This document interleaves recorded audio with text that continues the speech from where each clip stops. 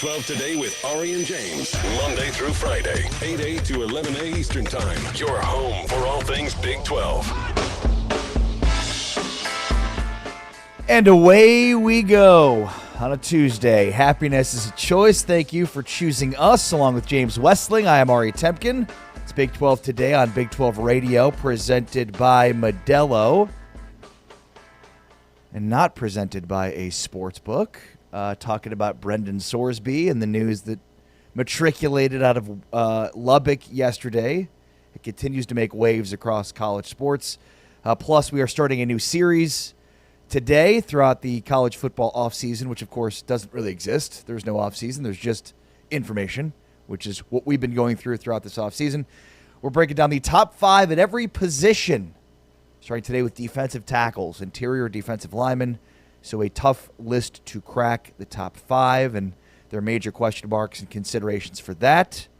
Plus, we conclude our series taking a look at our full court review of each and every basketball team across the Big 12. We've made our way to the Arizona Wildcats we featured on today's show. James, how are you? Great to see you yesterday. Okay. When you ghosted me as my guest speaker. Oh, yeah. How did the class go? Class was fantastic. First of all, I didn't ghost you. It's probably the best class we've ever had. They asked me for career advice, and I said, don't rely on others. First of all, ghosted sounds a bit extreme. I told you, had I not shown up without telling you, if I had been like, I'll see you later at the class, and then not showed up, that would be ghosting. This was finding an excuse to come up with to not go. To be fair, you gave me 6 hours notice, so everything was fine. We talked about... I thought about giving you more notice, but I figured you were asleep already, so... Yeah, okay. Perfect. We talked about the pratfall effect. Do you know what that is? No, I can't get over the fact that you just guilted me for something that I guilted myself for. What's the pratfall effect? Yeah, no, guilt, shame, all week long. That's going to be the theme here at Big 12 today, because I'll never live this down. The pratfall effect, so it's a psychological phenomenon. That's 2 days in a row you've coughed at the exact same time. Okay, 3 minutes in? Yeah. That's okay. I mean, I'm coughing a lot. Allergies? No, Taman got us sick. Taman? My bad. It's always Taman. The pratfall effect is a psychological phenomenon where highly competent individuals, such as you or myself, become more likable and relatable after committing a minor blunder. Go on. So, essentially, how minor of a blunder is this? It can be anything. If you're perceived in a position where you're expected to be superior and you're this is like a whole marketing advertising campaign thing. If you commit a minor blunder or admit to the group that's looking up to you as the superior in your field that, hey, you struggle with the same thing they do, it makes you more likable. Yeah.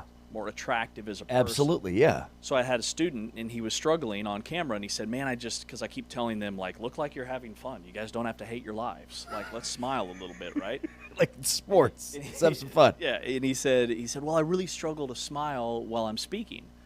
And I said, I struggle with the same thing. And we went into this whole thing, and then one of my other students was like, that's the pratfall effect. So we had to research the pratfall effect. Class was wheels off, unhinged, but it was phenomenal. So, the lesson here is the student became the master, and the master became the student. Yeah, so like I pratfall affected you a little bit yesterday when you were telling me about the big MC event that you're MCing for. Yes. Tomorrow. Tomorrow. And you were talking about how stressful it is to write your monologue and all these things. And I said, yeah, man, I really struggle with that too. Like I'm not comfortable up there. I pratfall affected the you-know-what out of you. Oh, but I didn't buy it. Does that help? Maybe you're not like the right focus group to be implementing this on because you're just too smart. No, I didn't believe you when you said it. Like, you haven't MC'd anything. Come on. Oh, that. Yeah. Never. So anyways, yeah, fun class. Wish you were there. Well, I feel like we see that play out a lot in sports, but there's got to be like a specific thing that you've, like, there's an extreme version of it. And then there's like Tiger Woods is a good example of this, I think. Like, I think there was a point in time, maybe, between, I don't know, all of the different things that Tiger Woods has been involved with over the years, dating back to, his ex-wife, that humanized him in a way that we were maybe uncomfortable because Tiger's like always on the golf course been inhuman. Mm-hmm. And so I don't know, it almost feels like, so there was a point in time where there was maybe some people on Tiger's side at one point. Yeah, no. That was made him more human. Yeah, like initially. That's a really good point, and that's a really good example in sports. I would say there's probably a lot of like high-profile sports figures, Michael Jordan and his stuff, Kobe. It's just a constant thing we do, I think, is just compare ourselves to others and like find, if heaven forbid somebody around you die and they're like a similar age, I think the first thing we think of is like, oh, is it drugs? Like, what was it that I can avoid so that I don't have the same, because I'm the same age and I don't see that happening to me. We're just in a constant state of comparison to like make ourselves either feel better or feel better about a situation. I mean, that's what Instagram is, in my opinion. But in terms of like, you mean like, but it's the opposite. What do you mean? Well, I think from a consumer standpoint, it's like making people feel bad about what they're not doing in their lives. Oh yeah, no, it's right, exactly. Yeah, it's not making, even though it's a total charade, likable. Yeah, but it's all kind of under like the same umbrella. Right. Yeah, exactly. Like, in terms of celebrities, the number one example, Jennifer Lawrence. So Jennifer Lawrence tripped at the 2013 Oscars. This is kind of like the number one cited example, and her career just took off. Like, people already kind of liked her, but once she had that little blunder, like, she just blew up. Everybody loved her. And I think there's a million sports examples that we could come up with. Are we dealing with one right now? Great point. Excellent question. We could be. I think Brendan Sorsby is the type of person that maybe not everybody's cup of tea. Certainly not Cincinnati fans. Right? I think that's fair. Totally. But when you hear some of the numbers of what he was getting to go to Texas Tech, and then you hear a story like this, does this make him more human? Absolutely. Does it make him more likable? Does it make him less likable? I think it makes him, okay, if you look at the different demographics, I would say this will make him more likable for 18 to 27-year-olds.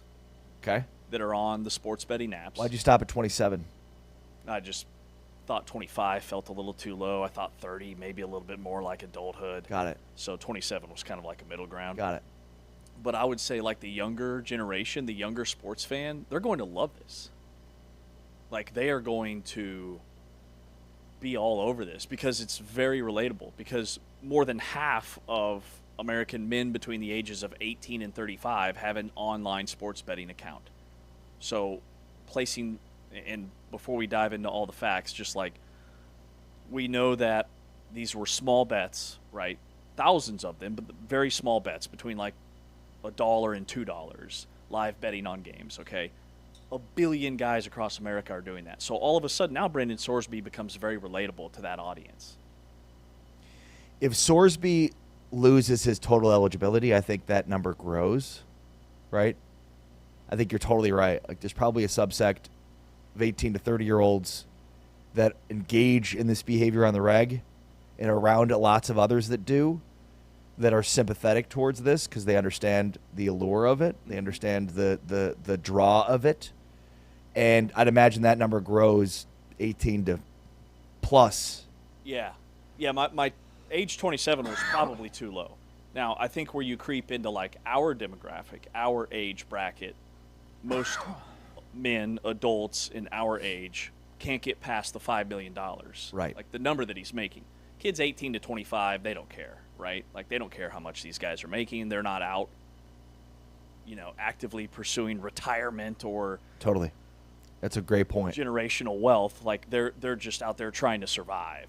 You get into our age demo, and it's a very different perspective. There's a lot more life experiences between age 25 and 45. Well, it's also, we didn't grow up in a world in which we could, log on our phones on an app and easily place sports bets. Yep.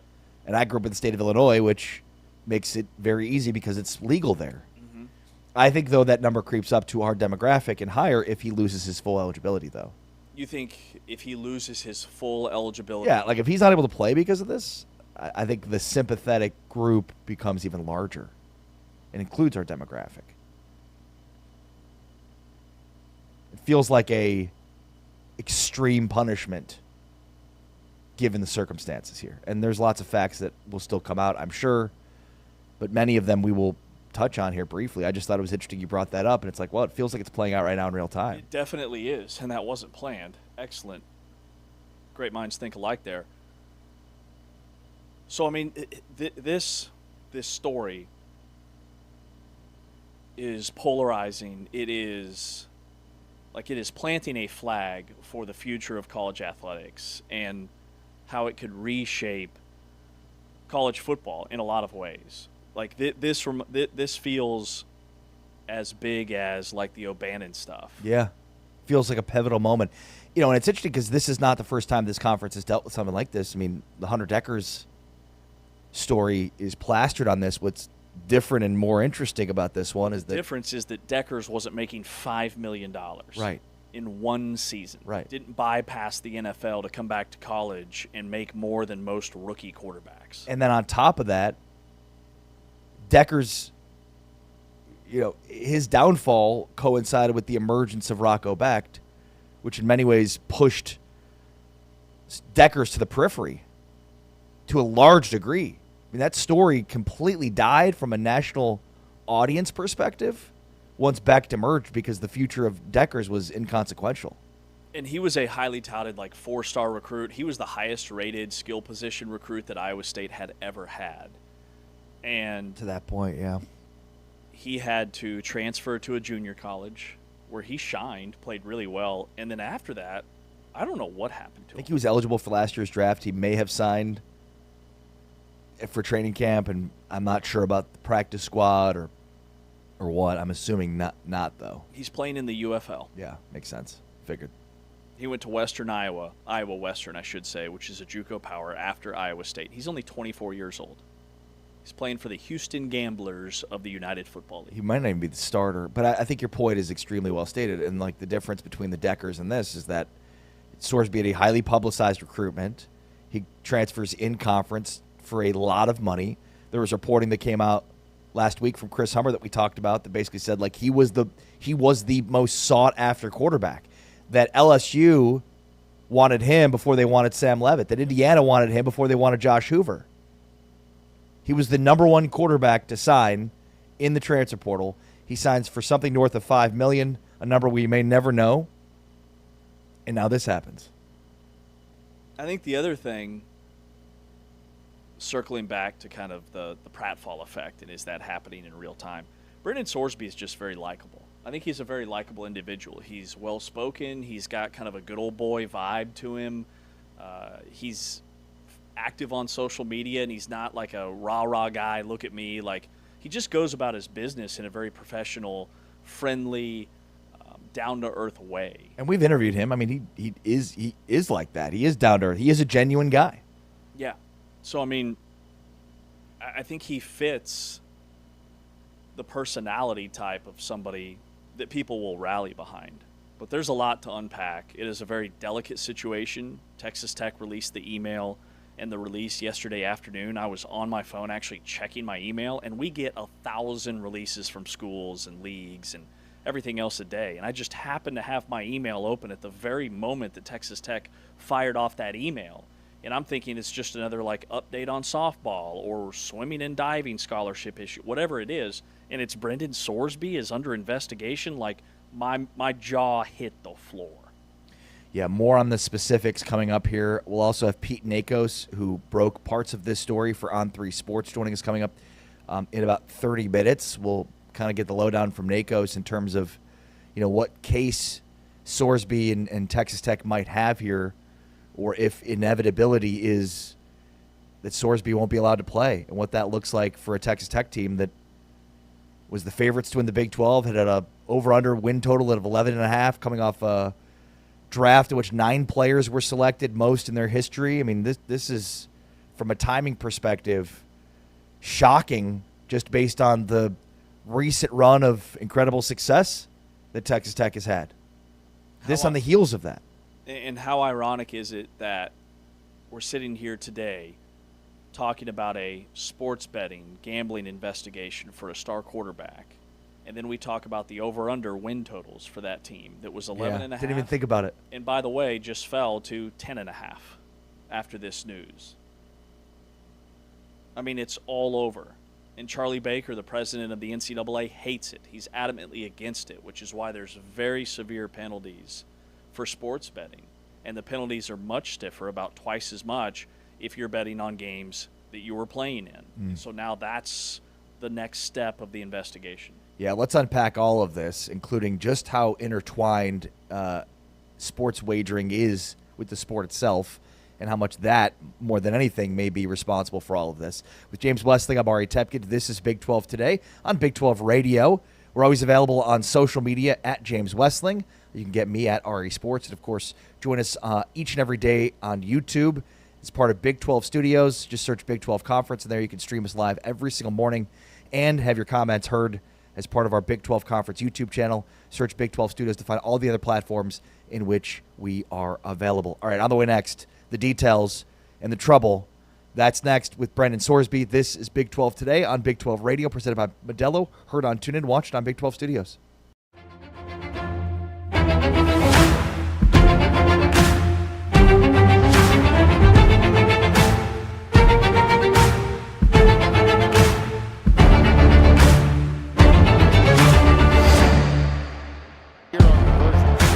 Jackson's in trouble now. David Bailey, he is a sack machine. Third and 8.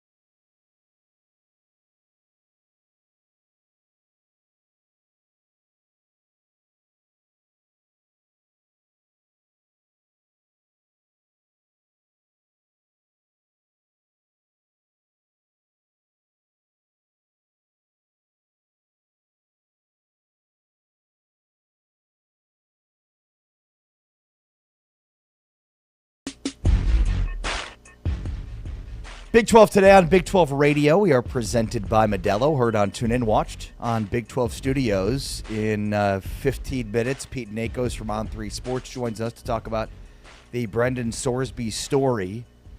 11 days ago, Brendan Sorsby was in a Texas Tech uniform throwing 3 touchdown passes in a spring game in Lubbock. Today, he's at a residential treatment facility. It's very real, perhaps overwhelmingly likely that he never plays college football again, James. Here's what we know. When Sorsby was a 19-year-old redshirt freshman at Indiana in 2022, a year in which he played in exactly 1 game as a reserve, he placed bets on Indiana football games, according to both Pete Thamel and Pete Nakos. The bets were on Indiana to win, and none came in a game he appeared in. Separately, Nakos also reporting Sorsby attended Cincinnati Reds games and placed live in-game wagers on balls and strikes, bets ranging from $1 to $2.50 per pitch. There is zero indication he ever tried to influence any games. It's recreational gambling is what this appears to be, James. Now, we'll go through some of the 3 tiers of the punishments that have been laid out by the NCAA and see how black or white this is. But when you hear that, what is your immediate thought? Yeah, I mean, my immediate thought is Brendan Sorsby is no different than any other American male between the ages of 18 and 49. 55% of American men between those age groups, and that's 18 to 49. I'd love to see the data on 18 to 25 years old. 52% of American men own and place bets on these online betting accounts. It's very easy to do. My other thought is that this investigation, nobody really knows like the timetable in terms of how long this investigation has been underway. And are we at the early stages of the investigation, or as the investigation runs its course and gets deeper and deeper, more is uncovered? That would be speculation, and I don't want to do that. Bottom line is, betting on games for the team or the school that you're attending is a major no-no. Betting on any games, even these professional baseball games, is a no-no. Now, he wasn't on the field. He wasn't shaving points or anything like that as far as we know. But again, this investigation is very much in its infancy stages. The penalties, though, is kind of the next part of this to unpack, because the penalties are steep. We talked about Hunter Deckers, who essentially was banned by the NCAA, never allowed to play FBS college football. He had to transfer to Iowa Western, the former Iowa State quarterback. So the rules framework, athletes who bet on their own sport but not their own team face a loss of 50% of 1 season. Athletes who wager on their own games could face permanent loss of eligibility in all sports. If you bet on your own games or games at your own school, which, according to both Pete Nakos and Pete Thamel, he did at Indiana at 19 years old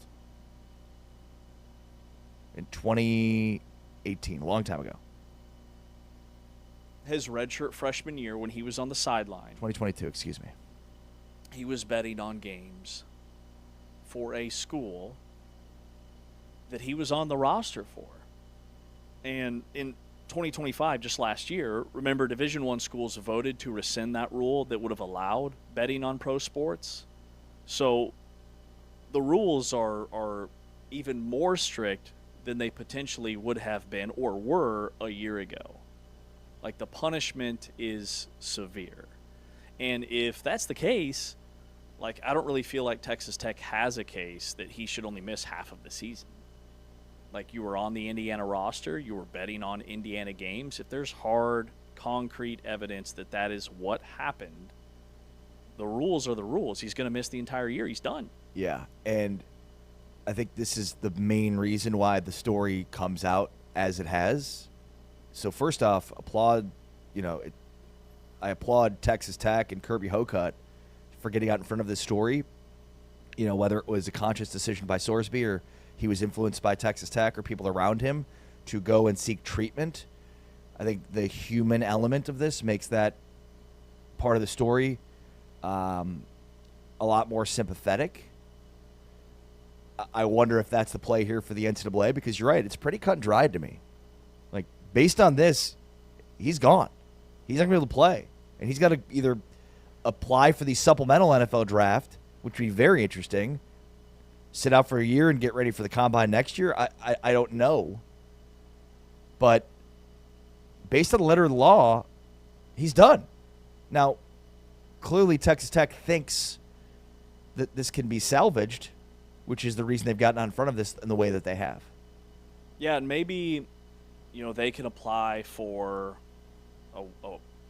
for lack of a better term, a waiver, or get this reduced to half of the season if they can win their case that he was a redshirt, he wasn't actually playing, but you're still practicing, you're still in every film room, you're still in every offensive and defensive game plan meet. Like, you were very much tied to the team, whether you're actually taking snaps at quarterback. Well, and it doesn't say, like, if you bet on your sport at your own school or other sports at the school. But if you're a red shirt, it doesn't apply, Exactly. right? I mean, there's no fine print in the rule. Like, I can't find a loophole to where he would only be suspended for 50% of the season, which, by the way, if that was the case, his 7th game, he would return October 24th at Cincinnati. That is Game 7 for Texas Tech. Wow. Is Texas Tech at Cincinnati, his former school. But it feels like it's either all or nothing with the punishment. Like the NCAA could come and say, like, well, based on the law, you broke this rule, and then I assume theoretically Texas Tech could sue the NCAA, could put an injunction and basically say, like, hey, he was an of-age American citizen before these rules were put in place in 2022, making these decisions. I mean, my goodness, you can argue against any NCAA rules as it is anyways. Yeah. Well, and the other, layer to this whole thing is in the state of Ohio. So he attended Cincinnati Reds games on repeated occasions, right? He was placing live wagers on balls and strikes, bets ranging anywhere from $2.50 to less than $1 per pitch. You're with a group of friends. You guys are at this baseball game. Baseball games can be long. They can be slow. Like, this is not something that 18 to 25-year-olds are not doing. You know what I mean? So, Well, and go even higher than that. totally. But where it gets even dicier. By the way, is- baseball wants that, puts more people in the seats. That's why there's sports books on site at these baseball stadiums. Absolutely. But in the state of Ohio, Ohio requires bettors to be 21 years old. Sorsby didn't turn 21 until January of 2025, meaning that he was underage for these legal sports betting for most of his time in Cincinnati. Like, there's just so many things stacked against him, the more and more that we really dive into this. Yeah, but that would be on the book, wouldn't it? For allowing underage sports gambling, isn't there supposed to be protocol in place that would disallow that if Yeah. he wasn't 21? That's a good point. According to Matt Hayes from the USA Today, Cincinnati knew about this before the 2025 season and therefore could face NCAA scrutiny. I know that there have been some commenters, people on social questioning if Cincinnati dropped this, if Cincinnati was responsible for the leak of this. I can't imagine they would be, given the stake for them in this. If they knew about this and didn't do anything about it, they're going to deal with repercussions themselves, so why would they implicate themselves that way? Totally. They're not that vindictive. And Brendan Sorsby's attorney dropped the... Was it Sorsby's attorney that Yes. dropped... Brendan Sorsby and his legal team filed a motion to dismiss the lawsuit that was filed against him in February by the University of Cincinnati. That was actually filed yesterday. Yeah. So the fact that these two stories coincide, I mean, I could understand why people would think that Cincinnati would drop, would leak this story, given that. But again, if you do so, you're implicating yourself in a way that I can't imagine you'd want that attention. Right. You wouldn't want that smoke. Well, you touched on this off the top. And Charlie Baker, the president of the NCAA, very much is against sports betting, and that's why the NCAA is so actively against this and has really strict guidelines and policies in place. But, like, the hypocrisy angle of these major media companies running sportsbook banner ads all over their television channels, all over their online digital platforms, all over their social media. Like, the industry that profits from gambling content is the same industry that's going to spend the next 2 weeks covering this story. Like Brendan Sorsby's A Cautionary Tale, right? Like, you can't unwind those things. Yeah, you can't sell the drug on every commercial break and have it plastered everywhere and then act totally shocked when a 22-year-old kid gets addicted to it. It's designed that way. Exactly. What was the number you had with percentage of people 18 to 50 that place wagers? So among men ages 18 to 49, which is our core sports radio audience, that number is 52%. Yeah, according to a 2023 study commissioned by the NCAA, 67% of college students living on campuses have engaged in sports betting. Okay. So it's even higher for the younger demographic, which is what we assumed. 2 to 3 years ago.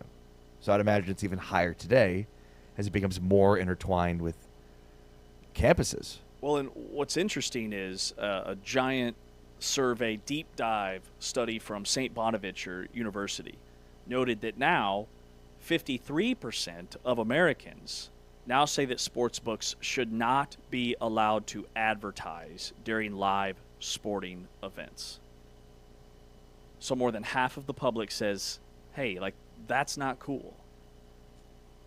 Should not be allowed to advertise during live sporting events. So you've got more people that are saying, hey, we really shouldn't be doing this, than the number of people that are actually holding active online sports betting accounts. Yeah, and I mean, think about the 67% of college students that are engaging in this. I mean, they're surrounded, all these athletes are surrounded by classmates and roommates and teammates and people that are freely betting on these apps they can download in 30 seconds. And, like, from the hypocrisy side of it, like, I get the angle of, like, look, this is just business, right? If sports gambling is legal and therefore there are casinos with lots of marketing budgets that are able to spend, that's just business, right? Once the Supreme Court in 2018 basically dropped the PASPA, states rushed to legalize, operators rushed to market, media companies faced a pretty straightforward commercial decision, right? But I think, like, to your point, like, there's definitely a point in which it becomes so far intertwined in a way that is beyond just it's just business argument. I mean, the product being advertised is specifically designed to target the demographic that includes the people that are being punished here. Right. To your point, like, you're selling the drug in every street corner, but not you. But all your friends and everybody else around you is doing it. We're selling a highly addictive, dopamine rush chasing drug, but expected people not to get addicted to it. Yeah, a mobile first, frictionless, in-game micro betting, live ball and strike wagering. And also from legalsportsbetting.com, like, not only are the numbers of men that hold online accounts skyrocketing, but also the problem gambling is skyrocketing too. Like, it's rising with the industry. The sports books are still dominating, okay? 60% of bettors have chased a losing bet.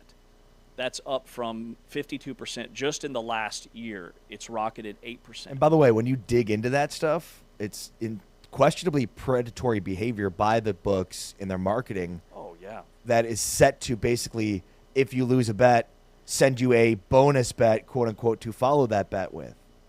Yes. They're gifting you hundreds of dollars.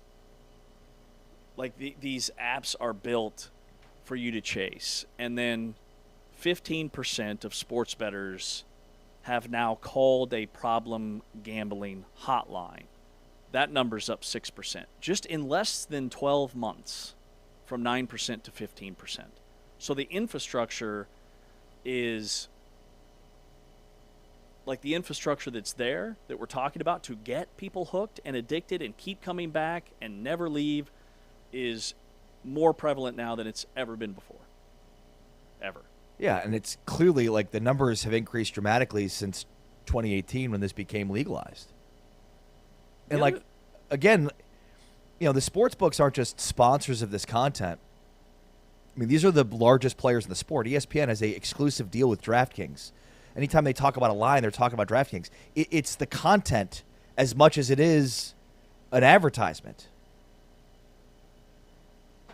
Absolutely. And then, like you and I, when sports betting started to become legalized and these online accounts were popping up in various states all over the country, we were in our 30s. Okay, these young athletes are in their teens or 20s. Like, we are building a sports economy on gambling revenue and then punishing these athletes who grew up inside of it. Like, we have to figure out a better way to either – I think it starts with education. Like, that's the number one thing that just pops into my mind. But it's there, man. It's there, and this is one very high-profile case because it's a $5 million quarterback, but this is not the only case. Brendan Sorsby is not the only athlete betting on games. Like, this is happening everywhere. Well, and I think where the rubber meets the road here, this is not life or death like Len Bias, but I think the behaviors that changed following Len Bias and his passing could very well be followed here. And you hate that Sorsby has to be the example of it, but somebody had to in order to get a better sense for everybody else that's in this, that, like, this is not a $2 to $3 a pop type deal is not okay. The other, like, unconfirmed parts of this situation, we'll call it that, is he wasn't betting, like, large, high-stakes dollar amounts. To your point, it was between $1 and $2 that he's betting on live bets. Now, we don't know what he bet at Indiana, but the early reports are it was a similar situation.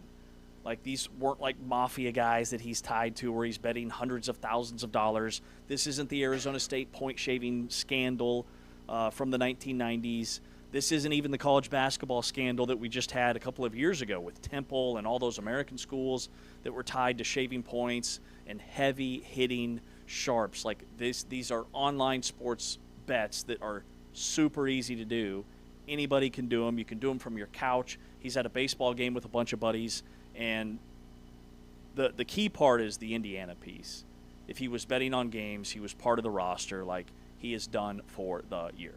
That's James Wesley. I'm Ari Temkin. Pete Nakos from On3 Sports. Provide some context for us next. This is Big 12 Today on Big 12 Radio, presented by Modelo. Heard on TuneIn. Watched on Big 12 Studios. Still looking downfield, and it's intercepted. Trade Stukes, first of all, made a great play to pick that one off. Be successful. Pick up the blitz. Salter's in trouble.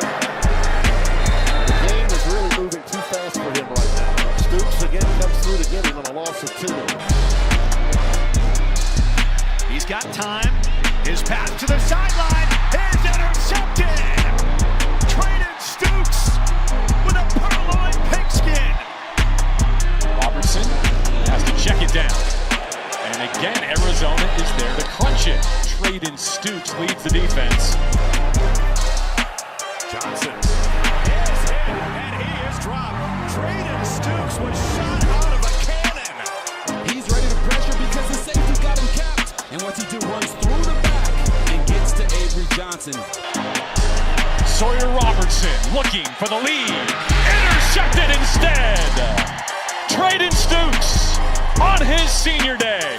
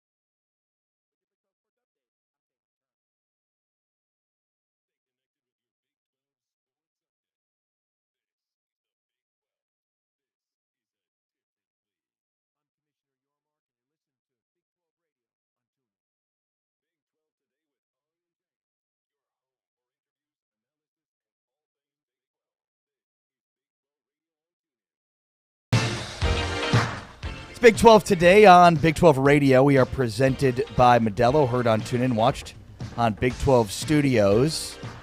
And joining us now to talk about the big story of the day in college sports is Pete Nakos from On3 Sports, college football insider. Joining us here to talk about the Brendan Sorsby story. Pete, how are you? Good morning. Good morning. What's up, guys? Thank you for your time. Appreciate it very much. Let's just start with the facts. What do you know about the Brendan Sorsby NCAA investigation? Yeah, so about, 1 Central Time yesterday, give or take, email goes out from Texas Tech that Brendan Sorsby is taking a leave of absence from the program. He's checking into a residential treatment facility for a gambling addiction. His time away from the team remains an unknown. Texas Tech called the team meeting, informed the team that he was stepping away. They said he was going to be in the treatment facility for 30 days from what sources told on 3. I don't know the exact timeline, when he returns to Lubbock. Beyond that, too, this whole thing brings up a ton of questions of, is Brendan Sorsby the quarterback for the Red Raiders in 2026? There's obviously NCAA guidelines that it appears were violated. He placed thousands of bets over a period of time, ranging from placing wagers on Indiana games he didn't play in when he was at Indiana in the 22 season to what I was told, placing small wager bets on balls and strikes of Cincinnati Reds games and UFC fights as well. The UFC fights will be interesting to note is it is not illegal for NCAA rules to place wagers on UFC fights. It's just about where those fights happen. Where those bets are placed. So that's one aspect of it too. So a lot of unknowns right now. Trying to get more information. And the reality is the NCAA has launched an investigation. Brendan Sorsby is in a gambling rehab facility, and the future is kind of unknown. All right, so Pete, you mentioned there, you said the NCAA has launched an investigation. Any guidance or not guidance, but input you can share with us in terms of, like, is this the beginning stages of the investigation, or is it towards the tail end? Is it ongoing? Like, where is the NCAA at in terms of the actual investigation? Yeah, from my understanding, this didn't start yesterday. It's probably been going on for a few weeks, maybe a little bit longer than that. From what I was told, Texas Tech first heard about it about 2 weeks ago. So that's kind of the timeline I know. The NCAA never comments on this, and it's going to be pretty hard to get any information out of them on this. So would be wrong to say I know how quickly how quickly the NCAA is going to move on all of this, but that's kind of what we know as of right now. If he did place wagers on Indiana football while at Indiana, would he have been underage, and what are the implications of that? I believe he turned 21 in January 2025, so I don't know the full implications. I spoke with an expert last night who said that if they were truly just small wager bets on Indiana football games, that it's unlikely, the authorities open an investigation, but that also is an unknown. But Pete, if he was betting on Indiana games, even if he was a red shirt and he wasn't taking snaps, like, he's done, right? He would be done for the season. His college career would essentially be over. Is there any workaround with that information if that is indeed the case? You make a good point. I'm gonna not give you an answer on that because I don't want to come out and say his career's done when I don't know that for a fact. Sure. I definitely get what you're saying. I think the more interesting thing too is if he did place thousands of bets on professional, MLB, maybe is there NFL or NBA too? I don't know the answer to that. That technically violates NCAA policy. So that itself could also do him in with the NCAA. Got it. And then the other thing I wanted to ask you about, because you had a really a nugget that I think is important. There's no spring portal, and there's this new ghost transfer portal rule. So, if Texas Tech adds a transfer quarterback now that wasn't in the portal, what would those penalties look like, and where does that put Texas Tech, in terms of, hey, this is the roster that they have, Sorsby or not? Yeah, they don't really have an option, right? Because if you go add a quarterback right now who's not in the transfer portal, who just enrolls at your university, You're talking about like it's a 20% fine of the football program's budget, and then I believe Joey McGuire would have to sit a suspension. Not sure about the number of games. I think maybe 6 games. So it feels like it's something that's just not going to happen. Yeah, it's not going to happen. Right. Do you have any information, Pete, on when Will Hammond may be able to come back from the ACL injury? Yeah, I was told yesterday that there's optimism he can be ready for week 1. The bigger question is, the plan for him wasn't to get back till week 3, and they also opened the season against Abilene Christian and Oregon State. So there's a thought process that could you have Tulsa transfer Kirk Francis start the first 2 weeks and then bring back Will Hammond for that Houston game? Well, Pete, thank you so much for your time and insight into the story. Obviously, this is a huge story, and we know you're chasing it. So thank you very much for your time and adding some context here. Appreciate it. You bet. Have a good one, guys. Pete Nakos on 3 Sports, joining us here on Big 12 Radio to break down his thoughts on the reporting he's been doing on the Brendan Sorsby story here. Anything stand out to you about what we just heard from Pete? No, I think there's a lot of really good stuff there, and the number one takeaway that I have is that I don't see a path where Brendan Sorsby is Texas Tech's quarterback next season, right? And with the ghost transfer rule now in play, Will Hammond's recovery timeline is unknown. He noted there that he could start throwing relatively soon, but that they've got 2 tricky games right out of the gate. So that takes us to the 3rd quarterback on the roster, which is Kirk Francis. Kirk Francis is a transfer from Tulsa. Kirk Francis has started about a dozen games the last 2 seasons. He was on the field as a redshirt freshman 2 years ago, and then this past year as a sophomore. But ultimately at Tulsa for the Golden Hurricane, he was beat out by a freshman in Baylor Hayes. So he's a guy that isn't necessarily like transferring up in terms of opportunity. He's transferring up in a 3rd-string quarterback role with Texas Tech, right? So my point in saying that is this is a team that all of a sudden went from maybe having the best quarterback room in the Big 12 to where?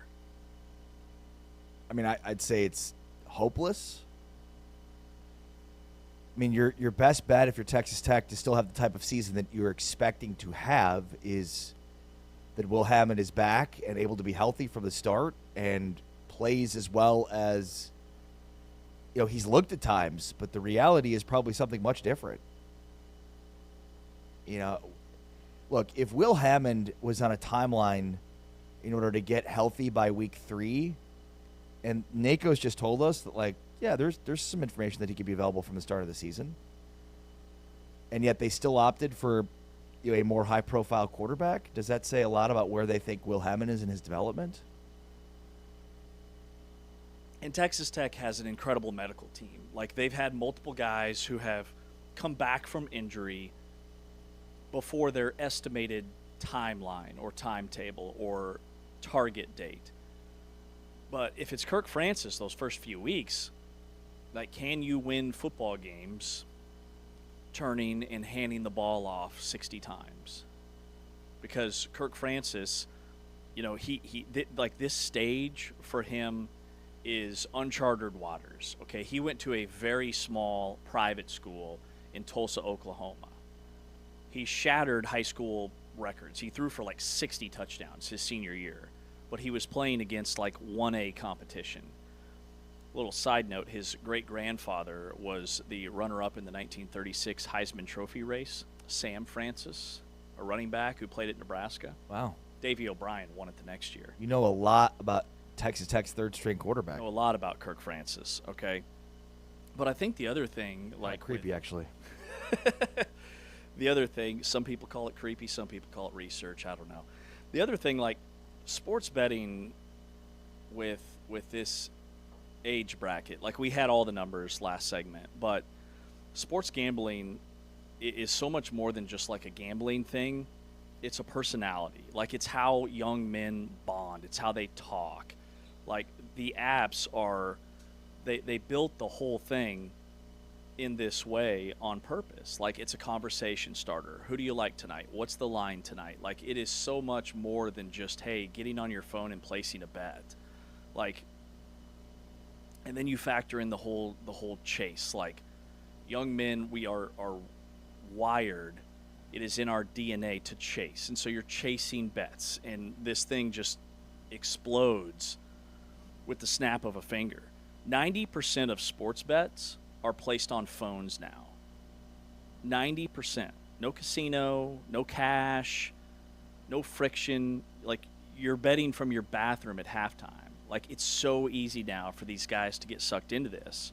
The industry dropped $5.1 billion in ads in 2024. Like, we were talking during the commercial break about another platform that's talking about this case, and they're sponsored by a large sports book. All of them are. Here's the thing that I asked Pete, and I wonder about it, and that is, so in this, the most damning part of this is that he bet on Indiana football while he was a redshirt freshman that played one reserve game and bet on them to win, right? But he was not 21. The legal sports gambling age in Indianapolis is 20. In Indiana is 21. Mm-hmm. Indiana, Ohio, 21. So, what does that mean here? And what I mean by that is, because Pete answered the question from the standpoint of the legal aspect of it. Yeah. Could he be arrested? Could he face charges? Which Pete didn't think was the case. But how does that influence, change, help his case from the NCAA's standpoint? That might be where Tech feels like they've got an angle. Hey, he was not 21. Maybe it makes it worse. Maybe it makes it better. It's something. Yeah. Outside the box. And Texas Tech is going to, Pete noted that Texas Tech and Joey McGuire, like, they were made aware of this a couple of weeks ago. But then he also said, like, the NCAA launched an investigation. And sure, it didn't start yesterday. It sounds like it started a couple of weeks ago, but it is still ongoing. Like, we don't know what's to come in the future, right? But some of this stuff is nutty, man. Like, the 52% of men that have accounts, 74% of underage kids, guys. So they surveyed a large high school, and 74% of the underage guys said they'd already placed a bet online. High school kids. Like, the numbers are staggering. That's James Westling. I'm Ari Temkin. Plenty more to come on the Brendan Sorsby saga as it continues to unravel here on Big 12 Today and Big 12 Radio. On the way next, we are kicking off our Big 12 Top 5 Players series. We're going through each and every position, giving you our list of the best 5 players at each position in the Big 12 heading into this next season. On the way next, defensive tackles.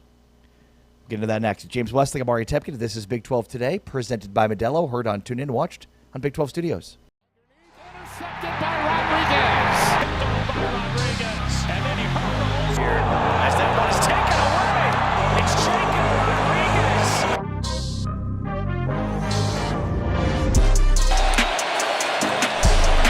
Here's Martin on 2nd and 3, but he is met and tackled for a loss. Jacob Rodriguez making his first big moment. Wigman to the air, and the pass is picked off by Rodriguez. And then he hurdles a Cougar and is still going. And finally brought down inside the 25-yard line. A lot of yelling at the line. Finally the snap. Avery Johnson on a straight ball came out again. It's out again, and Pollock has it. Chase Brown. This is how you respond to Heisman hype. Touchdown! You definitely need Sam Jackson. Hand off here as that one is taken away. Going the other way. Make it the 4th play of the game. That's a game changer. Take it to the house. It's Jacob Rodriguez. They set it in motion. Look out for that screen action. Underneath, intercepted by Rodriguez. Jacob Rodriguez, the big play. Come back to haunt him because they've been blowing teams out. Nice play in the backfield again by Rodriguez, taking down Connors for a loss.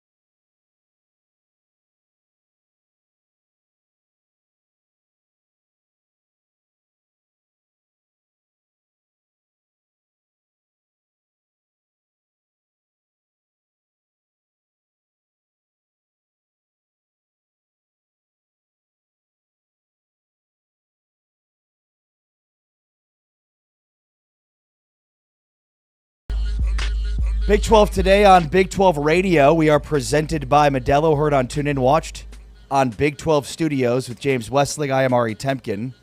And our newest series throughout the offseason is taking a look at all position groups in the Big 12 and giving you our top players at each position group. And so today we're taking a look at defensive tackles. We've done the top 5 newcomers at every position. Now it's time to take a look at the top 5 players overall as we head into this new season.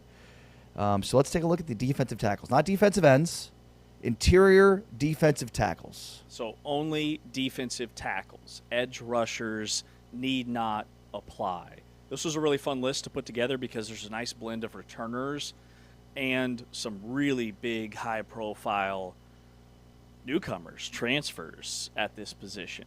So we've got our top 5. I came up with like 7 or 8 that I considered for this position. And also it's educational for us and the audience to go through and realize like who's actually coming back. There were several guys that could have been drafted. Dom Orange of Iowa State was drafted in the 3rd round. Arizona State's CJ Fite would have been right there with him, but he opted to come back for one more year of school. So, without further ado, at number 5, I'm going first, right? Yes. Okay. Number 5 for me, I've got Marcus Deal, the junior for TCU, 6'5", 325 pounds from El Paso, Texas, was a former 4-star recruit, a top 300 player out of high school. He's the younger brother of Devin Deal. So football family, started all 13 games last year. He had 26 tackles. He had 2 TFLs. He had a sack. 2 years ago, he had almost 7 TFLs, 6.5. He also had a sack in the regular season finale against Cincinnati, but he was bothered by injury issues. He's healthy, one of the most experienced players now on TCU's roster, anchoring that defensive line. Yeah, I think finding somebody from TCU to be on this list from a 9-4 team that returns a bunch along the defensive line was a good choice. I just went with the best interior defensive tackle for TCU, which is Ansel Din Mbua, the interior defensive lineman for TCU. 6'3", 291-pound senior. He started all 12 games, 24 tackles last year, 2.5 tackles for loss and 2 sacks. Just a consistent centerpiece of that Horned Frogs defensive line last year.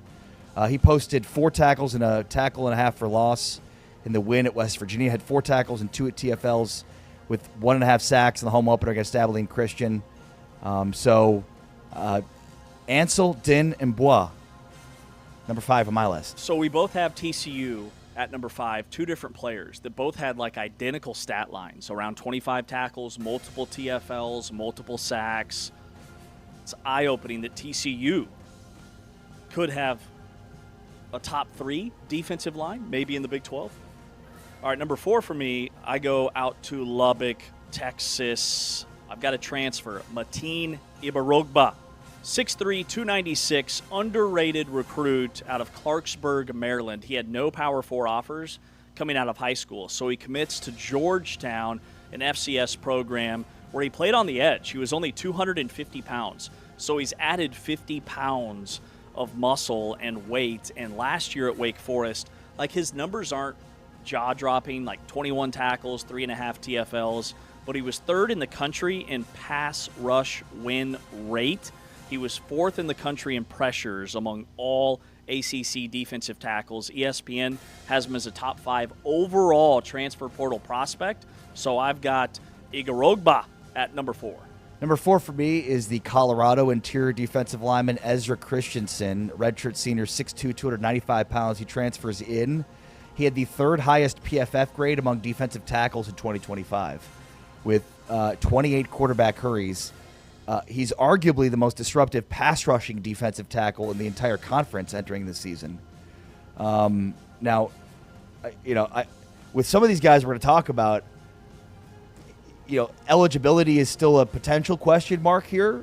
It's kind of like I guess we'll wait and see sort of dynamic, and he's a part of it. But I'm excited to see Colorado's defensive line. Domata Peko, his son, is a part of this defensive line. He's a true freshman this season. But I'm really excited to see Ezra Christensen, one of the top transfers for Colorado, at number 4 on my list. Yeah, there's a couple guys that are still waiting on eligibility. I think about Wheeler down at Baylor, the transfer from Indiana, who was like all Big Ten and would have been maybe number 1 on my list, but we don't know if he's going to be able to play this season. Did he make your list, though? He did not. Number 3 for me from BYU, Keanu Tanuvasa, 6'4", 300 pounds, limited by injury in 2024, transfers from Utah to BYU, and then he blows up last year. Team captain, started all 14 games for BYU. They go 12-2, 25 tackles, 2 sacks, 3 pass breakups, batting down passes at the line of scrimmage. He blocked a kick in the Pop-Tarts Bowl. He earned honorable mention All Big 12. Preseason All Big 12 first team by Sports Illustrated, enters the season with 38 career games played and 33 career starts. He is the anchor up front for BYU's defense. Number 3 for me is Hosea Wheeler. Ooh. Eligibility pending. He appeared in all 16 games for Indiana during its 16-0 national championship run, making 5 starts, 31 tackles, 4 tackles for loss, 11 quarterback pressures, and 2 fumble recoveries. He logged 420 defensive snaps. So, yeah, to your point, he probably would have been higher on my list, too, had the eligibility question been answered. Now, look, he's participating with Baylor throughout the spring. Like, he is an active participant in a way that makes it seem like he's on track to play. So we'll see what ends up happening here. But hopefully he is, because he is a dynamic interior defensive lineman and a huge addition, sorely needed for Baylor football. Number 2 for me is A.J. Holmes, Texas Tech. 6'3", 300 from Houston, born and raised, transferred a couple of years ago from Houston to Texas Tech. He also went to the same high school that produced NFL star Ed Oliver.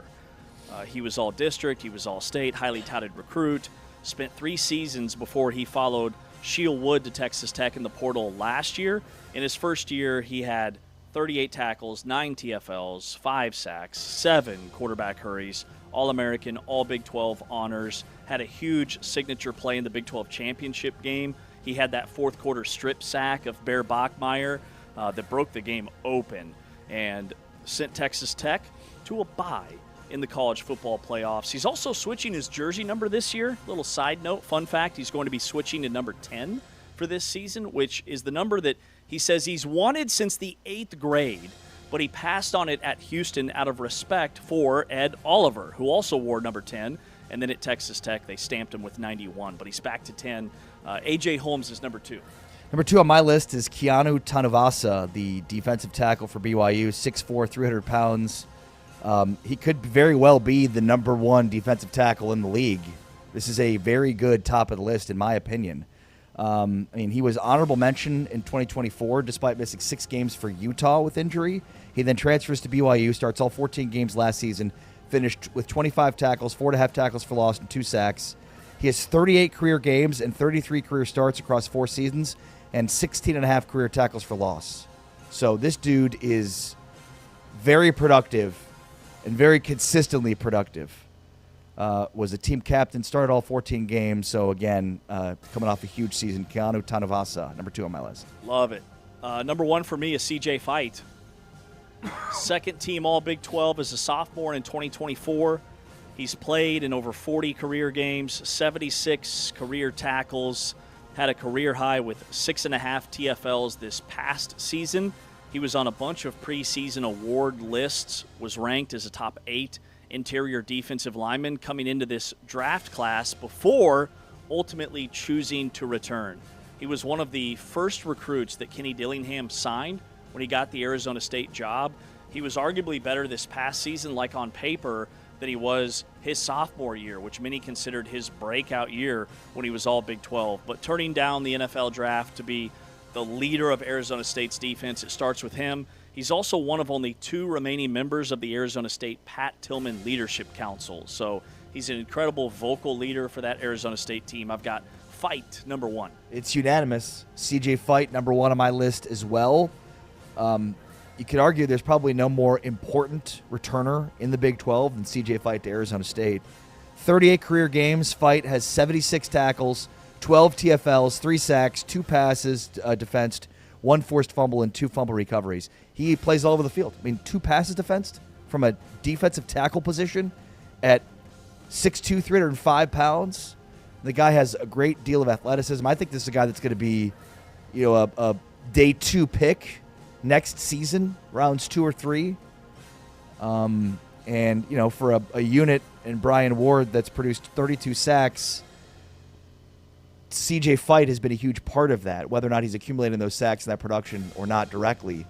Fight's, ability to take on multiple blockers, open up opportunities for other pass rushers. He is instrumental to the success of their defense overall. Yeah, I'm trying to see how many guys on the defensive line, not defensive line, but defensive tackle position got drafted in this most recent NFL draft because we're fresh off that series.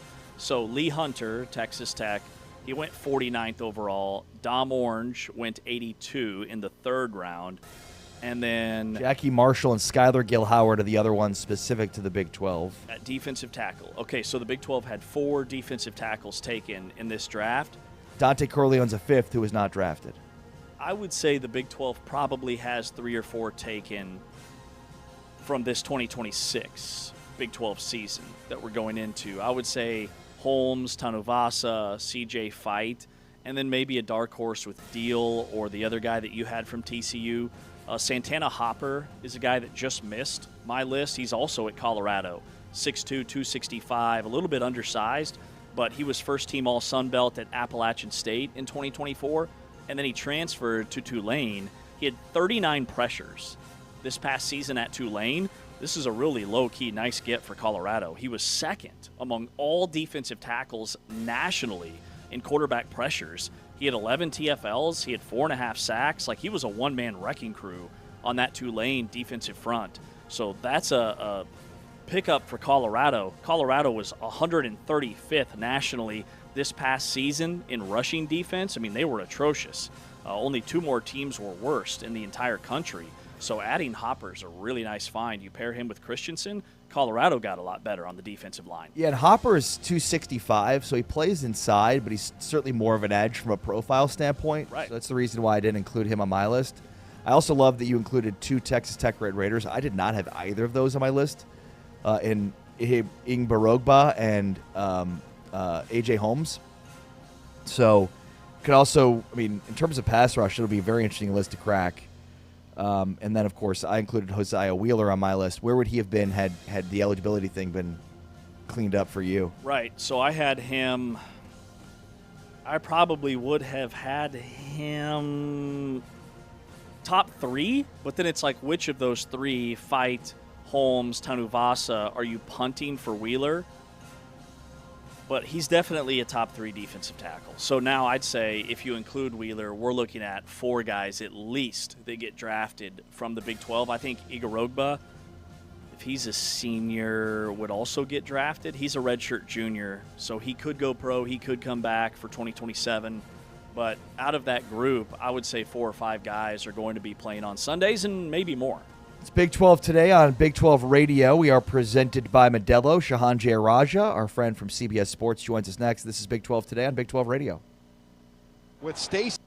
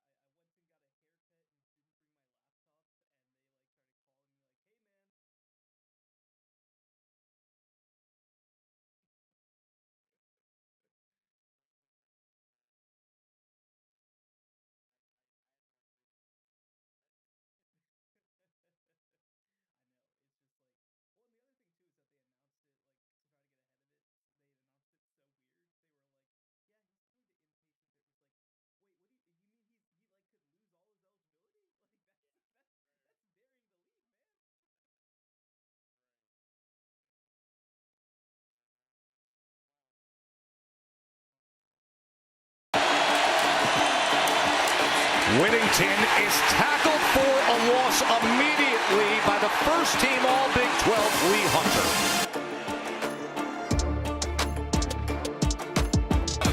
Hopefully in motion as a handoff for Johnson.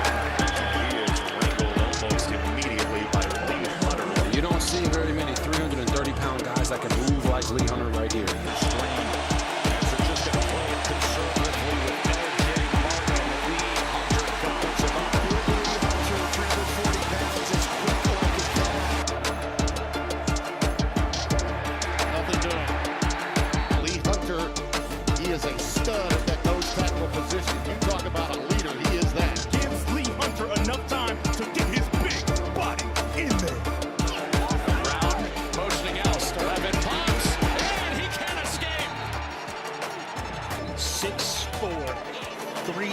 These ends get so much credit, and deservedly so. Time running out again, and Peters is sacked. Lee Hunter and Romello Height.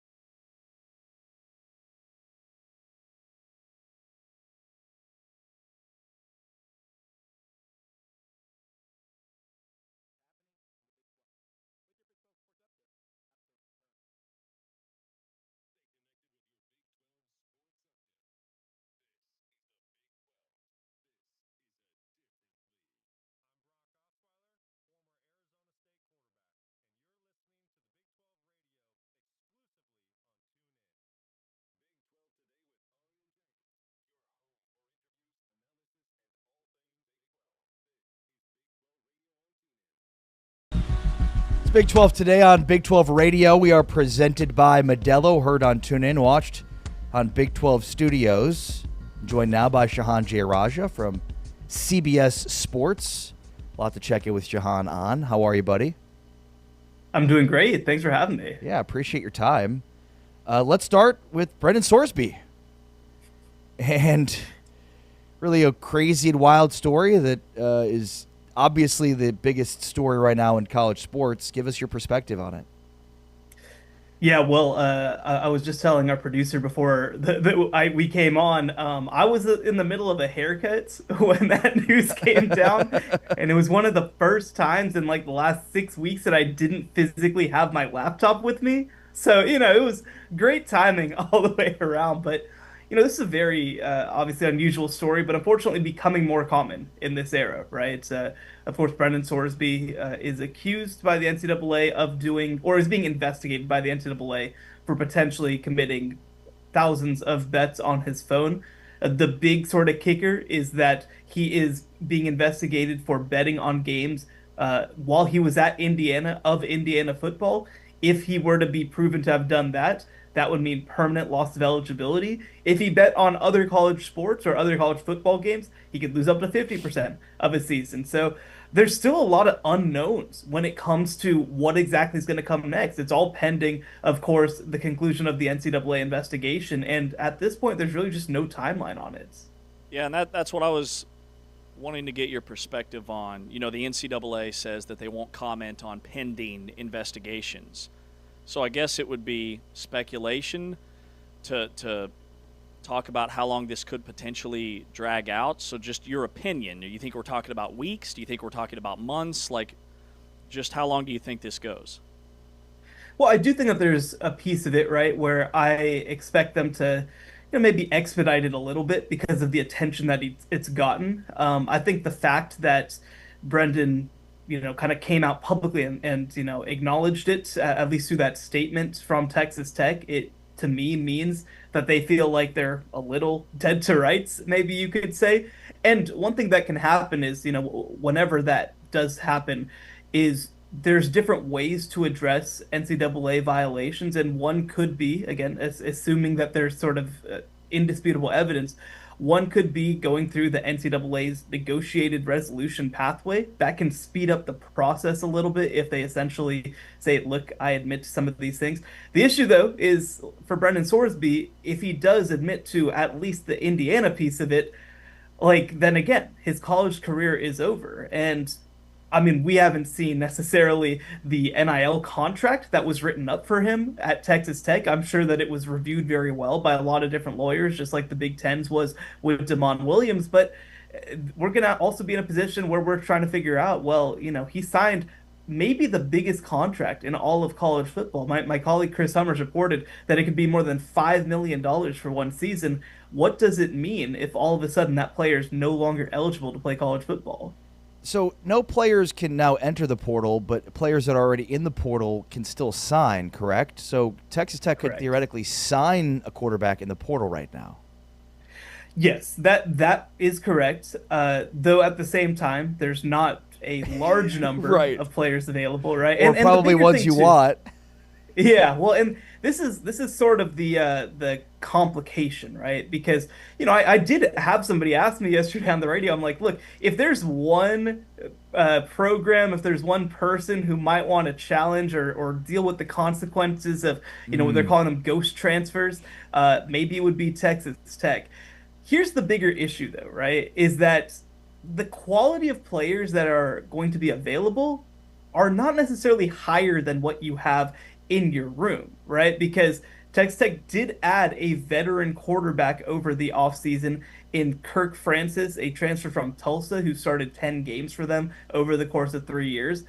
They brought him in to be a depth piece, which a lot of programs have done. I think that you look at, Texas has done that, Georgia's done that. But again, he was one of the best that they felt like was available. You also have a couple guys in your room, though, that I think that you feel decently good about, right? Lloyd Franklin, I believe, is one of the kids' names. And then, of course, you have Will Hammond coming back from injury. By the end of the season, absolutely, he's going to be the starting quarterback. So do you try to take a giant swing? Do you try to mess with the rules? Do you try to get yourself in trouble? When, again, you would have to entice a quarterback who's a clear upgrade on what you have on campus. And I don't know, especially among quarterbacks who aren't projected to start, if that guy is out there. Though I will say the people pointing out that this would be an opportunity if they wanted to break some rules for Dylan Raiola to go and play in Patrick Mahomes' uniform was a little funny to me. So, Shahan, what is your breakdown of the quarterback room then, with Francis and Jones the third, the kid that got on the field once last year against West Virginia, and then best case scenario for when Will Hammond could potentially return? Well, look, Texas Tech was always going to take a transfer quarterback no matter what happened last year, just because of relative inexperience in the room. But I really do believe that if Will Hammond didn't tear his ACL, they would have just gotten a rotation guy. I don't think they would have spent, $5 million on the number 2 quarterback in the transfer portal. I think that they would have potentially cleared the way in some ways for Will Hammond to win that starting job. So this is a program that has a lot of faith in Will Hammond to be a big-time dude for them long-term. The early reports coming out, a few weeks ago were that he might be looking at a week 3 return for Texas Tech, but probably wouldn't be ready for week 1. Well, there's reporting coming out yesterday that actually maybe he might be ready for week 1, and he started throwing after tearing his ACL back in October. So if Will Hammond's the guy, then Will Hammond's the guy. And I think that you feel pretty good about that. Though, again, not going through all of spring and summer ball, I think, is certainly a step backwards. Well, when you look at the rest of the room, Kirk Francis, of course, there, like you mentioned, somebody who's at least played some ball. I would compare him, I guess you would say, to Mitch Griffis last year for Texas Tech, where he's an emergency option, somebody that you can throw out there, but also somebody that you probably don't necessarily want to see on the field, for extended periods of time. He's more of a quality backup than he is starting caliber player. The other thing, too, that you have to take into account is that Texas Tech's schedule, especially at the beginning, is really pretty light. That Houston game is kind of the big one, which ironically, if Will Hammond were to come back for Game 3, that would be the Houston game, which arguably is the best game on their entire schedule.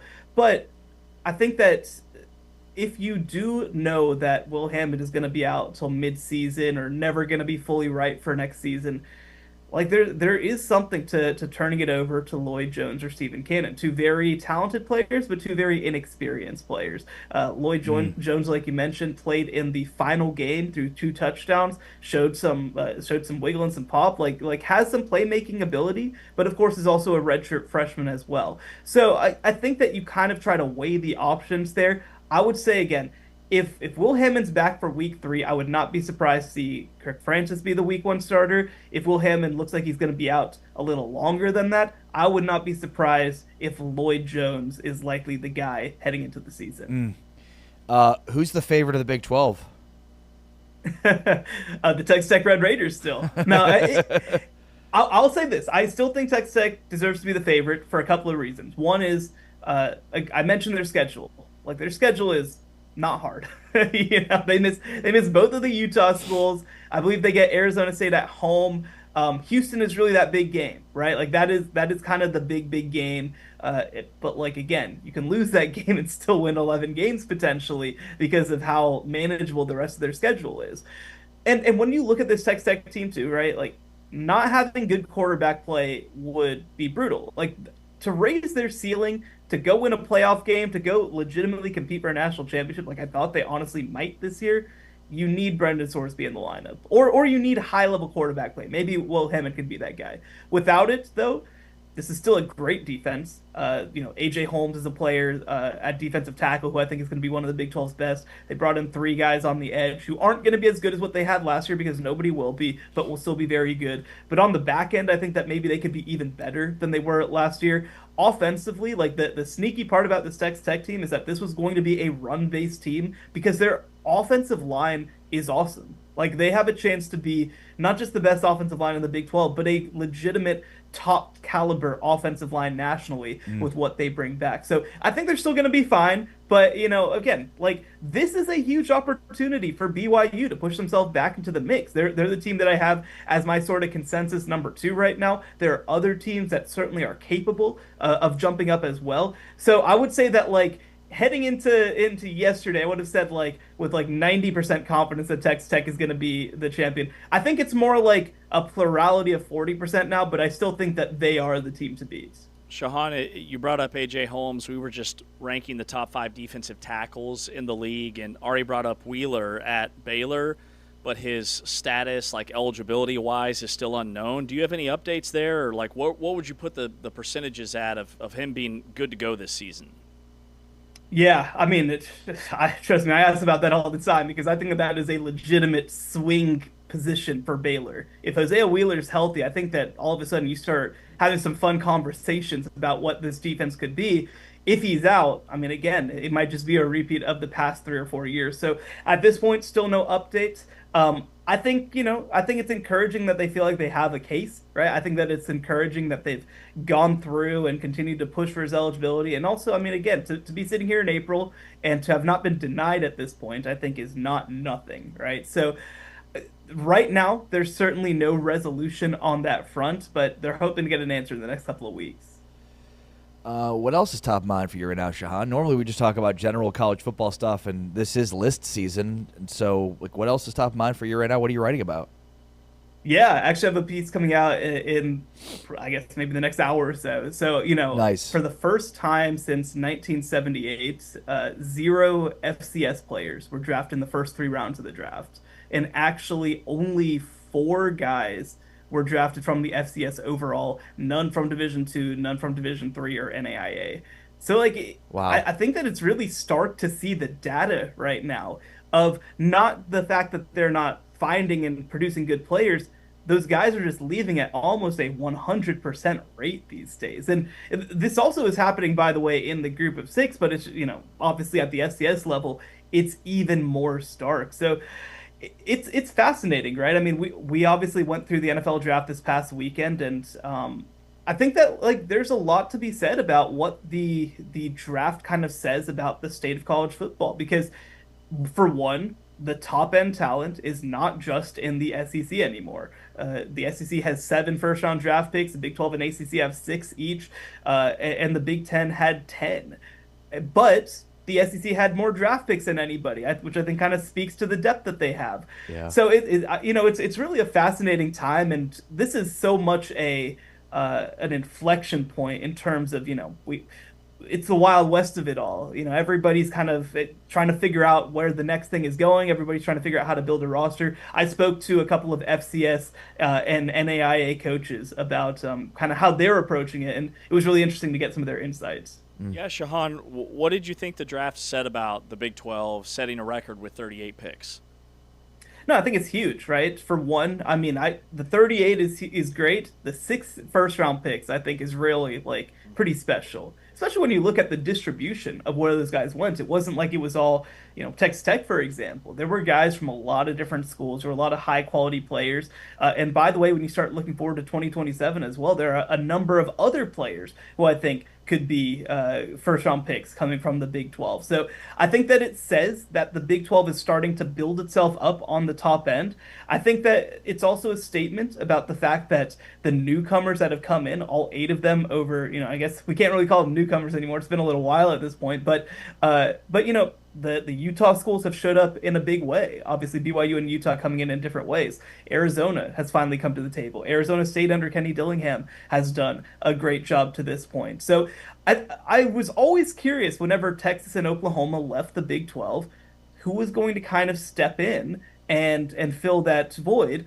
Well, the reality is, I think that it's given everybody, to some extent, the opportunity to grow up and rise just a little bit. So again, I think that there's just so much more depth in this league right now. There's more high-end talent, which I think is very important to the reputation of the league. And again, you certainly hope that they can continue to build on those numbers in 2027. Great stuff. Shahan Jeyarajah, always fun to visit with you, buddy. Thanks for your time. Be well. Thank you so much for having me. Shahan Jeyarajah, go follow him on social and check out the great work that he does for CBS Sports, including his latest, as he just documented, on the numbers associated with the NFL draft. This is Big 12 Today on Big 12 Radio. We are presented by Modelo. We've got our full court review, Modelo's Big 12 basketball team recaps on the way. Some also really interesting numbers in the way that NIL is flipping the NBA draft. We'll dig into that coming up. Also want to remind you that we've got all these off-season series that we're doing. If you missed any of them, we replay those for you right on the TuneIn app. Our newcomer series, the top 5 running back newcomers to the Big 12, that will play later today, 3 o'clock Central, 4 o'clock Eastern Time, as well as 1 o'clock Central, 2 o'clock Eastern Time. You can also hear our daily interview of the day in that spot as well at around 1:45 Central, 2:45 Eastern Time. So check out our top 5 running back newcomers at 1 o'clock Central and 3 o'clock Central today. And you can check out our Pete Nakos interview if you missed that, and our interview for the day at 1:45 and 3:45 today and every day here on your home for the Big 12. Tune in and Big 12 Studios. Along with James Westling, I'm Ari Tepkin. It's Big 12 Today, presented by Modelo, heard on TuneIn, watched on Big 12 Studios. Viola steps up, and he's sacked. Back in their own territory at the 47 by Golday.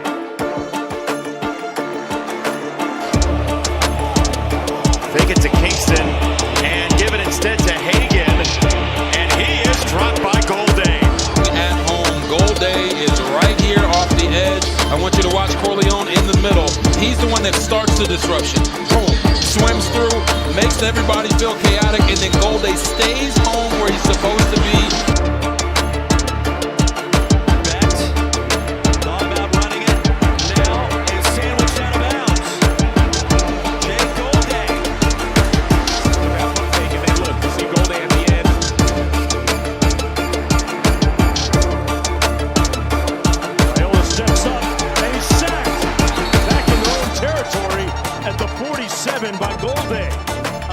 Cincinnati. Jake Golday's had a nice job off the edge. Dante Corleone pushing the pocket from the middle. Right there. Bowling Green, didn't see him. Jake Golday pulverizing the quarterback. It's a sack and a loss of 7. All the way to the right, to the right, to the right.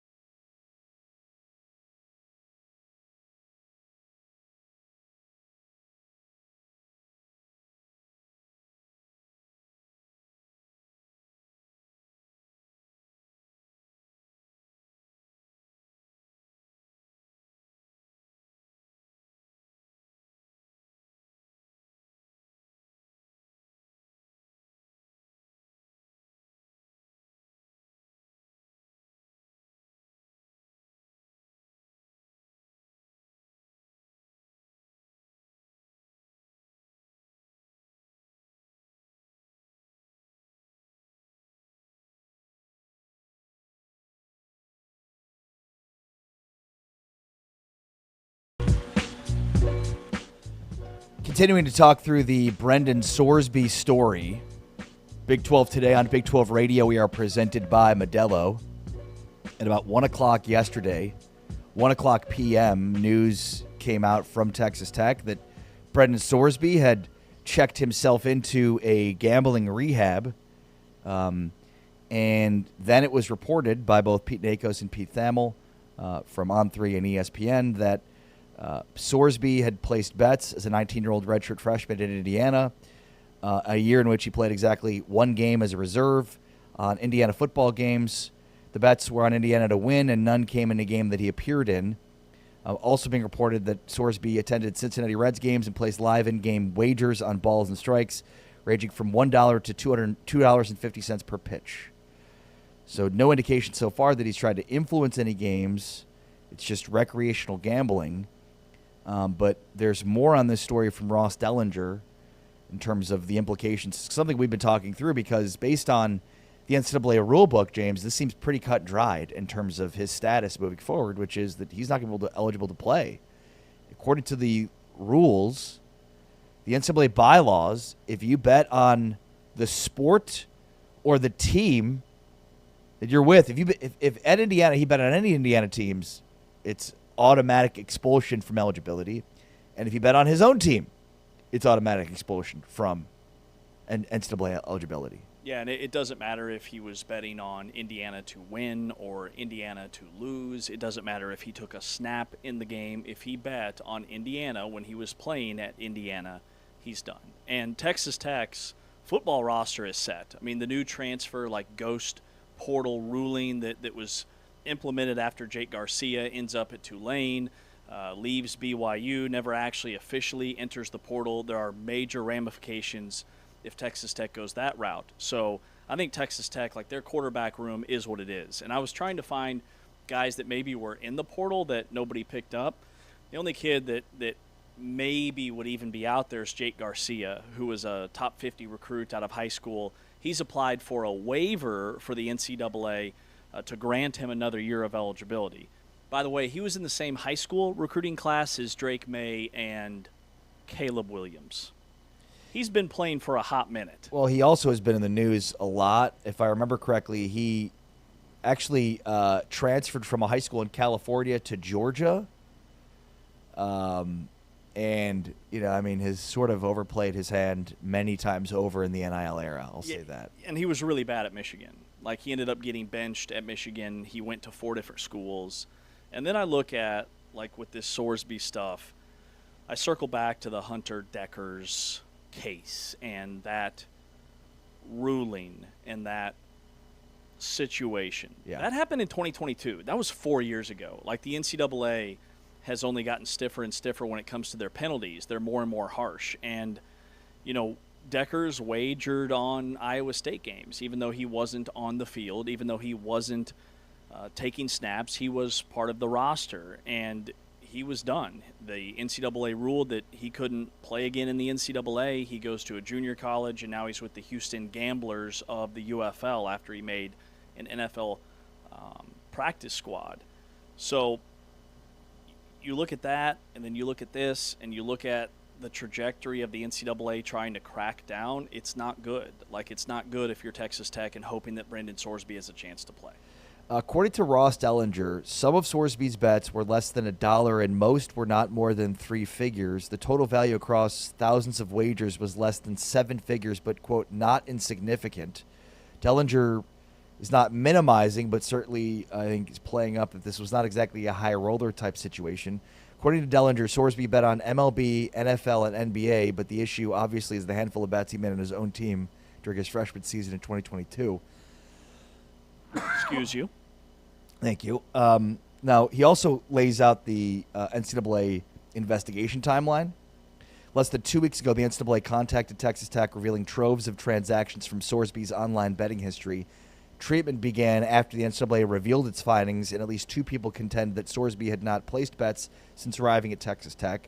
This is the most important new detail to come to light from Ross Dellinger. The NCAA came to Texas Tech. Tech didn't self-report, and then clean record since arriving at Lubbock is meaningful mitigating fact for the reinstatement argument.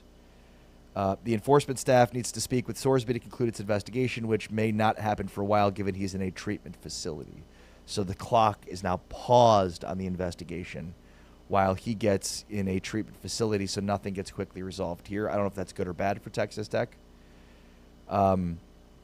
Basically, after enforcement concludes, the NCAA is likely to recommend Sorsby to be deemed ineligible.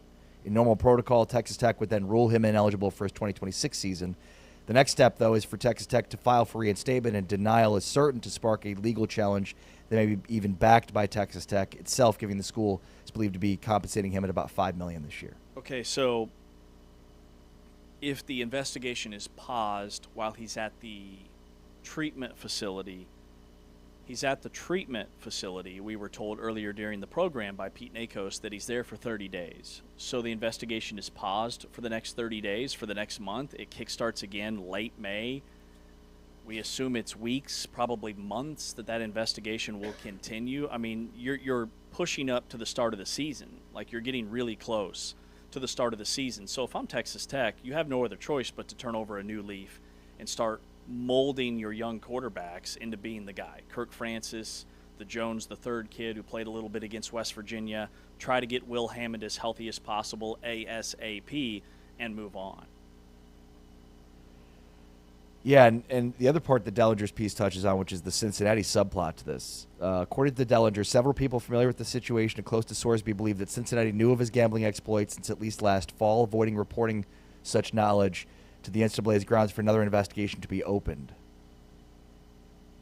So the fact that Sorsby and his agents basically applied, or rather filed a motion to have the lawsuit with Cincinnati dismissed the same day that this comes to light makes it seem like Cincinnati is responsible for leaking this information, but there's just no way, given the situation with them and their involvement now and potentially being investigated for not coming forward with this. Exactly. They wouldn't want to touch this in any way. Now,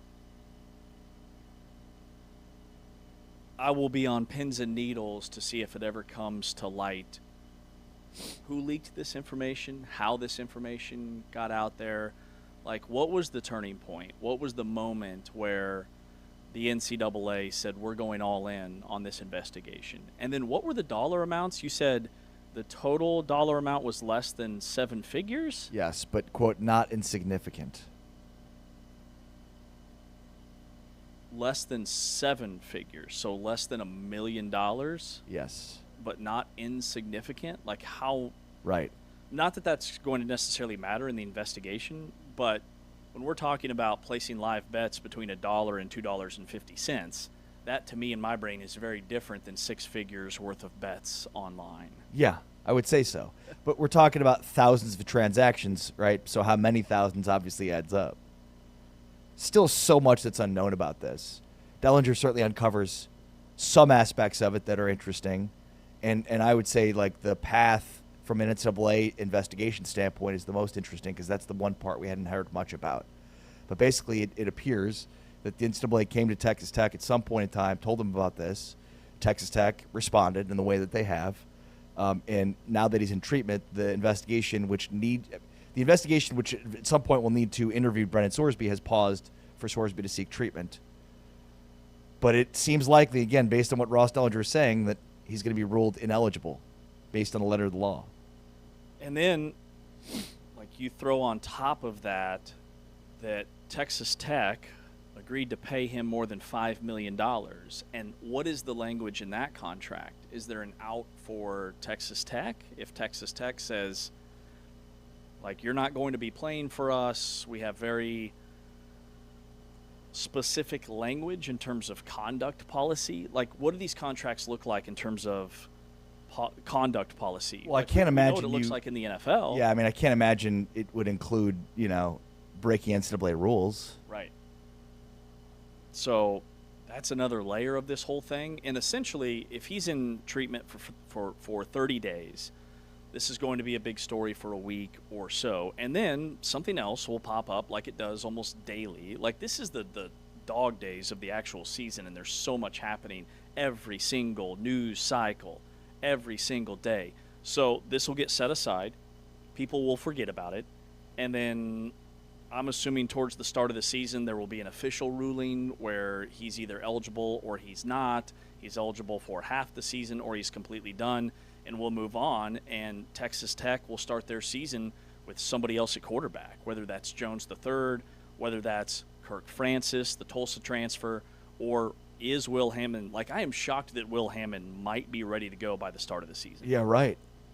I mean, we heard they had to pursue a quarterback because of the injury to Will Hammond. Mm-hmm.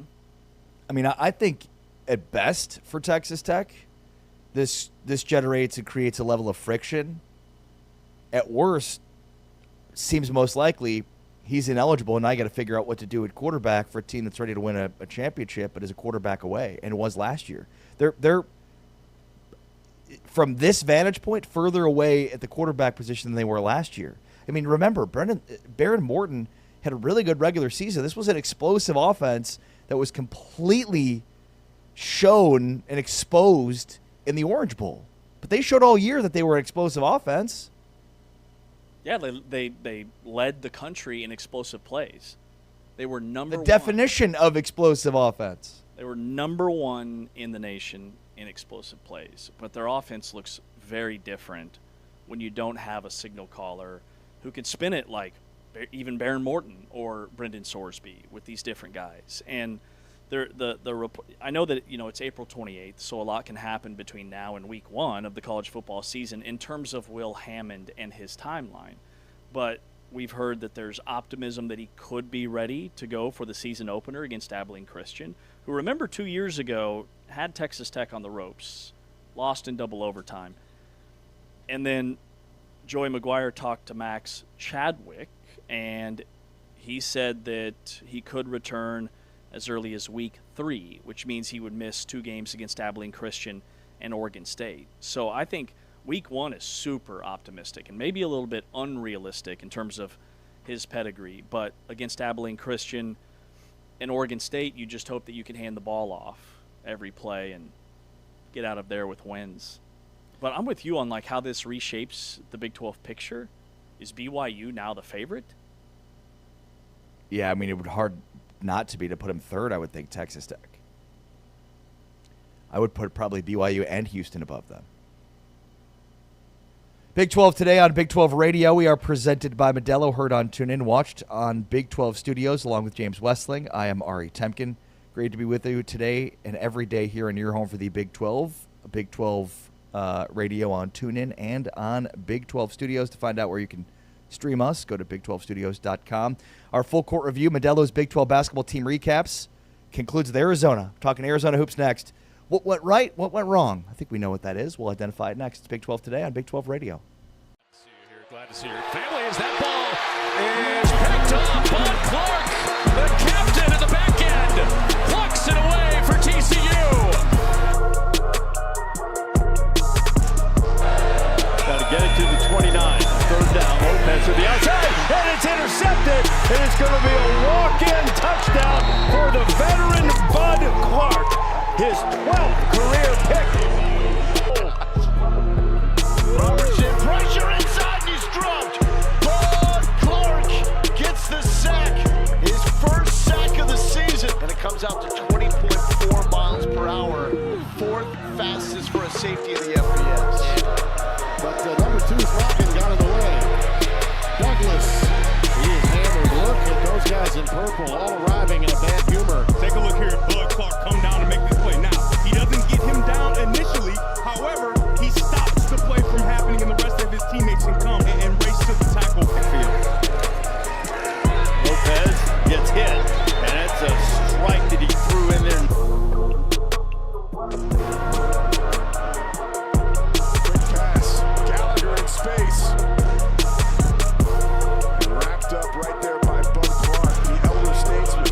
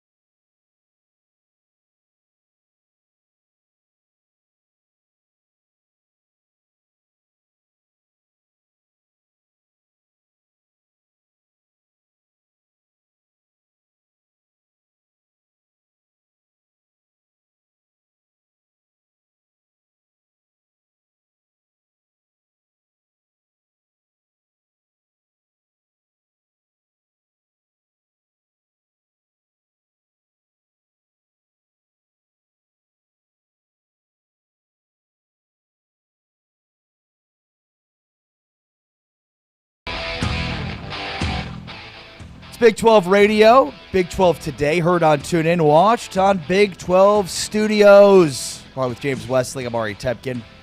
In our full court review, we've gone through 15 of the 16 Big 12 basketball teams, giving you our thoughts on the season, strengths and weaknesses, plus look ahead to the 2027 roster.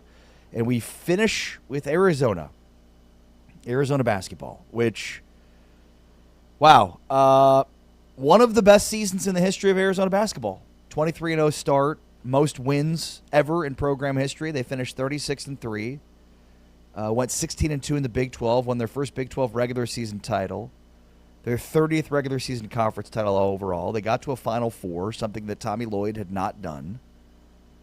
But then they fall to the eventual national champions in a game that you and I both thought they'd win.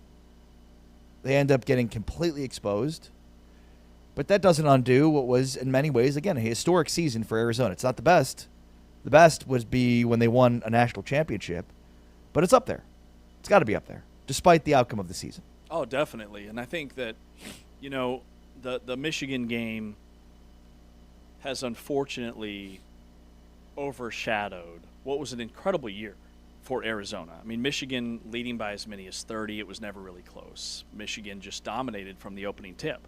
But with that said, Arizona still had a banner year. And Tommy Lloyd, the North Carolina storyline, they're trying to lure him away, and then he signs a contract extension through 2031. I believe he'll win a national championship at Arizona. And coming into last year, I think we thought it was going to be maybe a down year for Arizona. They were a 4 seed the year before, a bunch of seniors on that team led by Caleb Love, who was their number 1 scorer. Carter Bryant goes in the NBA draft. We thought maybe he'd come back and be a centerpiece, but they had this elite freshman class that was very much underrated with Koa Pete and Braden Burries.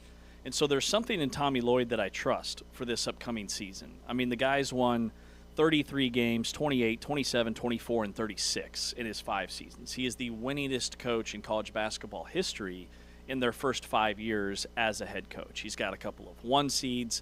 And to me, they finally kind of got over the hump of getting to a Final Four. Remember, they were kind of trapped in that second weekend. They couldn't get past the Sweet 16. They had lost to Duke the year before. They were a 2 seed in 2024 and got bounced in the Sweet 16. So to even get to the Final Four, it's a tremendous accomplishment. And they were the best team in the Big 12. And that was on display at the Big 12 tournament when Iowa State played about as well as they could possibly play, and Arizona still beat them with a walk-off fadeaway buzzer beater from Jaden Bradley.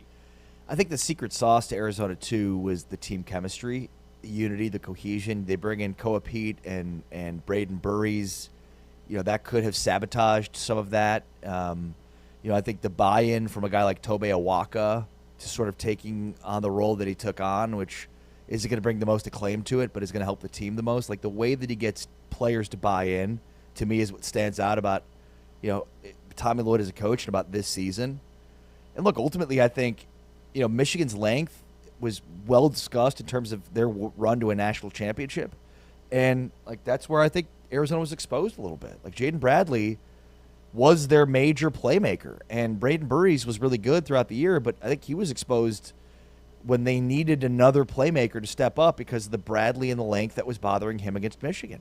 And they just didn't get it. I thought that game was far more about their offense than it was about their defense. Oh, definitely. Yeah, I mean, their offense hit a wall. And they had an off night. And some teams, they don't shoot it well. They got down in a hole early, which is not good for a team that doesn't take or make a ton of threes. And once Michigan forced Arizona to live on the perimeter, and then Michigan also kind of sagged in the lane and forced Koa Pete into some tough shots. But Koa Pete was also missing shots that we had seen him make. All Big 12 tournament, all NCAA tournament. I keep thinking of the 8 to 10 footers that were just rimming out. Michigan was really good. But when you look at this past season collectively from what they did the year before, Jaden Bradley and Tobe Awaka were the only guys really a major part of the rotation. Del Orso was coming off the bench 2 years ago. He was back. But those were the only guys coming back for last year. And they go 36-3. They had lost Caleb Love from the year before. KJ Lewis, shockingly, transferred out to Georgetown. Henry Vasar left the program. Trey Townsend had graduated, and Carter Bryant went pro. So, like, the foundation is pretty similar in terms of lack thereof for guys coming back for next year, similar to what we saw this past season. Now, do I think Arizona is going to go 36-3? Not necessarily, but my point is you can't count Tommy Lloyd out by any means. Right.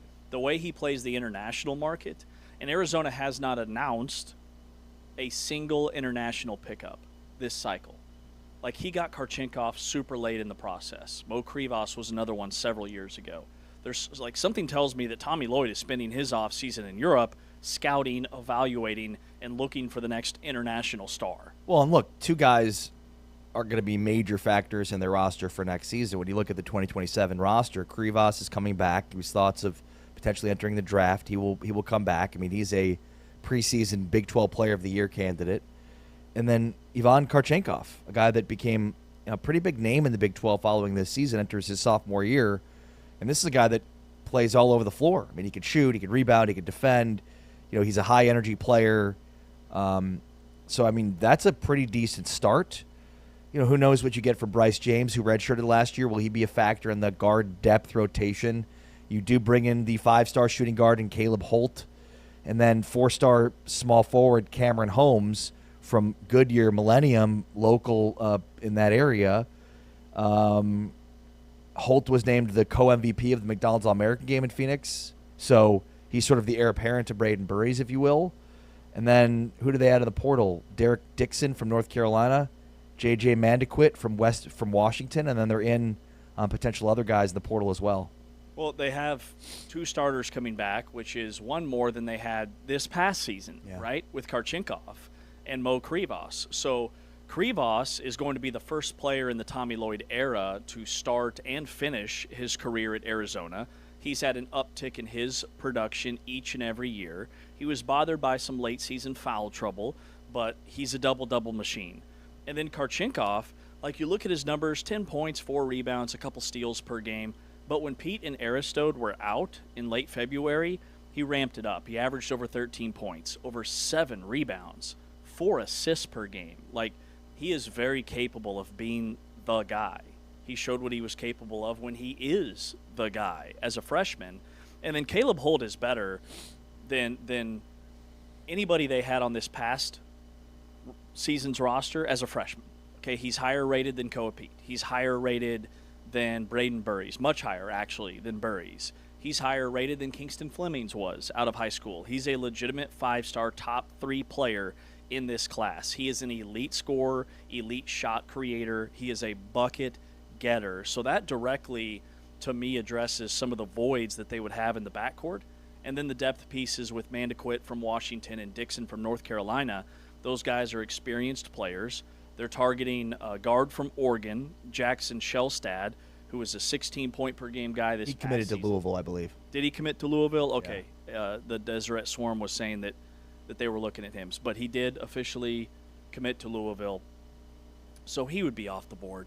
But, like, Dixon and Mandequit are guys that are experienced players that aren't going to be, like, 15-point-per-game guys or anything like that.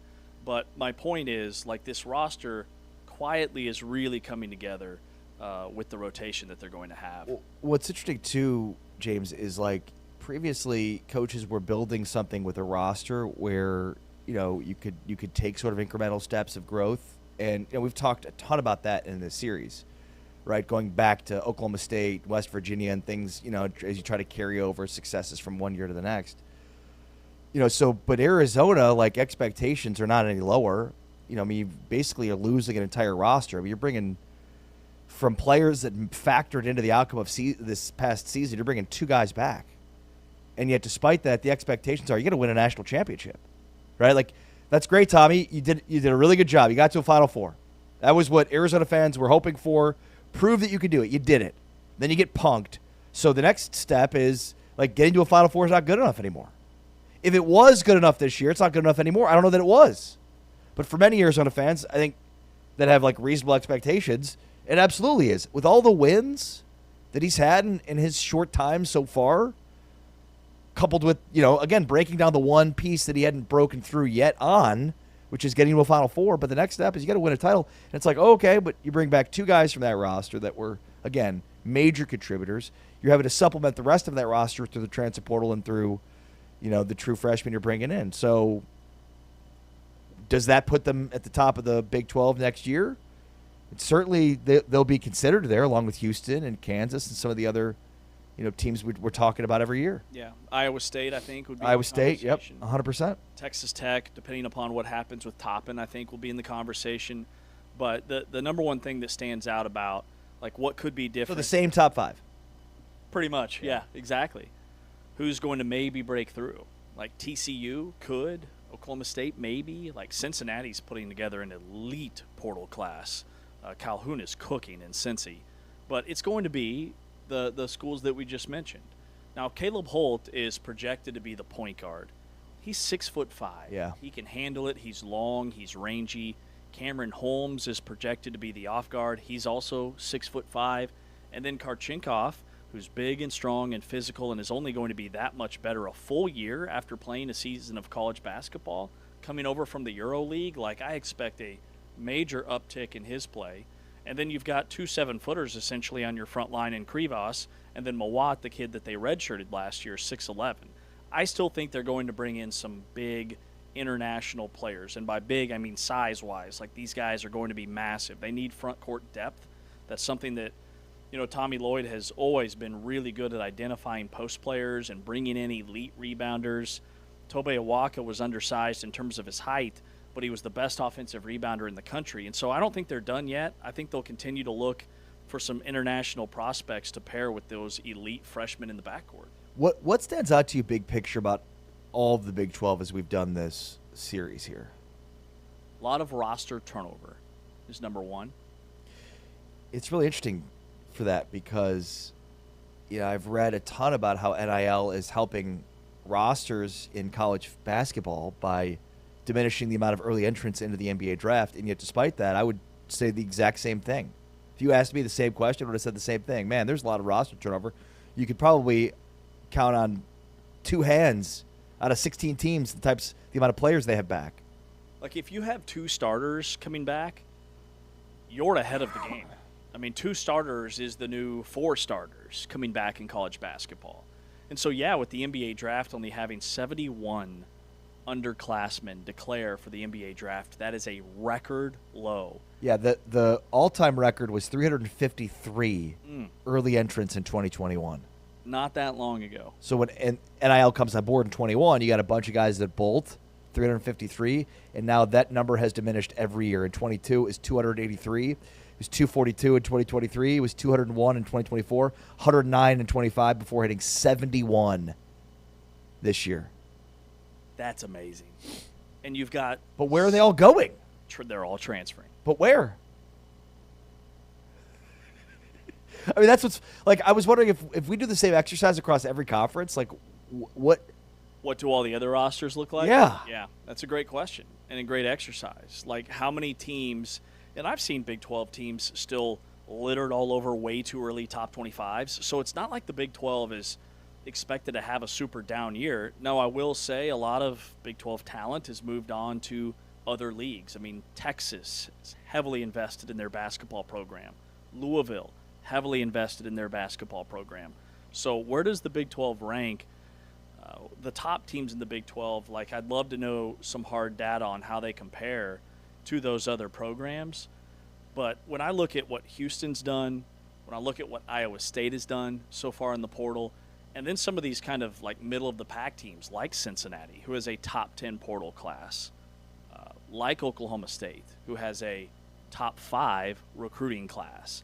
Like, the Big 12 is still very much carrying its own, or holding its own when it comes to the recruiting rankings. But I think, like, early entries down, transfer portal up. That's the headline. The transfer portal shattered records this year for number of entries. So guys aren't necessarily going to the NBA. They're now chasing that bag in college at a different school. Yeah, it's wild. And I think that's the part where it's like everybody's dealing with for the most part with the same situation.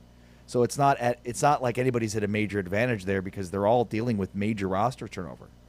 I'm trying to figure out if I can see the actual numbers here to see where the Big 12 is relative to the other leagues, but I mean, I'm imagining that it's going to be a similar story in terms of returning players with production from the previous season. Oh, gotcha. Returners. Okay, so I pulled up the transfer portal rankings, and there's not a Big 12 school in the top 5. There's one Big 12 school in the top 10. And this is transfer portal rankings. Transfer portal, college basketball rankings. And now we're getting to the point where, like... Okay, so go back, just real quick before you make your point. Go back last year and see where Michigan was in that transfer portal ranking list.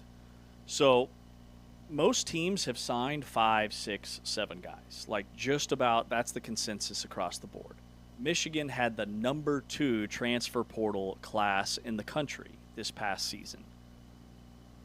They had 4 commitments: Mara, Lindenborg, Morez Johnson Jr., and Cadeau. I'm sorry, what number were they? 2nd. Wow, okay. In the country. Okay. So it worked for Michigan. Now, number 1 was St. John's. Number 3 was Louisville. Number 4 was Kansas State. Wow. Louisville did not make the tournament, yes? Louisville, yeah, I think they did. They did. They You're made right. the You're right. tournament. Yep, they were a 6 seed. Kansas State did not. Kansas State just missed. USC had a top 7 class this past year. All right, so let's look. Big 12 had Kansas State at 4th. BYU was 15th. Cincinnati was 19th. Baylor 23. So 4 schools in the top 23 last year. Let's take a look at this year. 2026. Louisville has the number 1 class in the country. Texas number 2. These are transfer portal rankings in college basketball. Michigan number 9. The first Big 12 team checks in at number 10. And it's Arizona State. Arizona State has a top 10 portal class. After that, it's Cincinnati at number 17. West Virginia, number 19. And Houston, number 21. Wow. So last year you had 3 teams in the top 23. Is that what I said? Yep. Now we've got 4 in the top 21. I mean, that's splitting hairs, but I would say that's a little bit of growth. Yeah. All right, Big 12 today on Big 12 Radio. Let's check in with Jason Scheer from Wildcat Authority about this season for Arizona Hoops. Is our full court review. Modelo's Big 12 basketball team recaps centers on the number 1 team in the Big 12 from 2026, Arizona. Jason Scheer is next. This is Big 12 today on Big 12 Radio.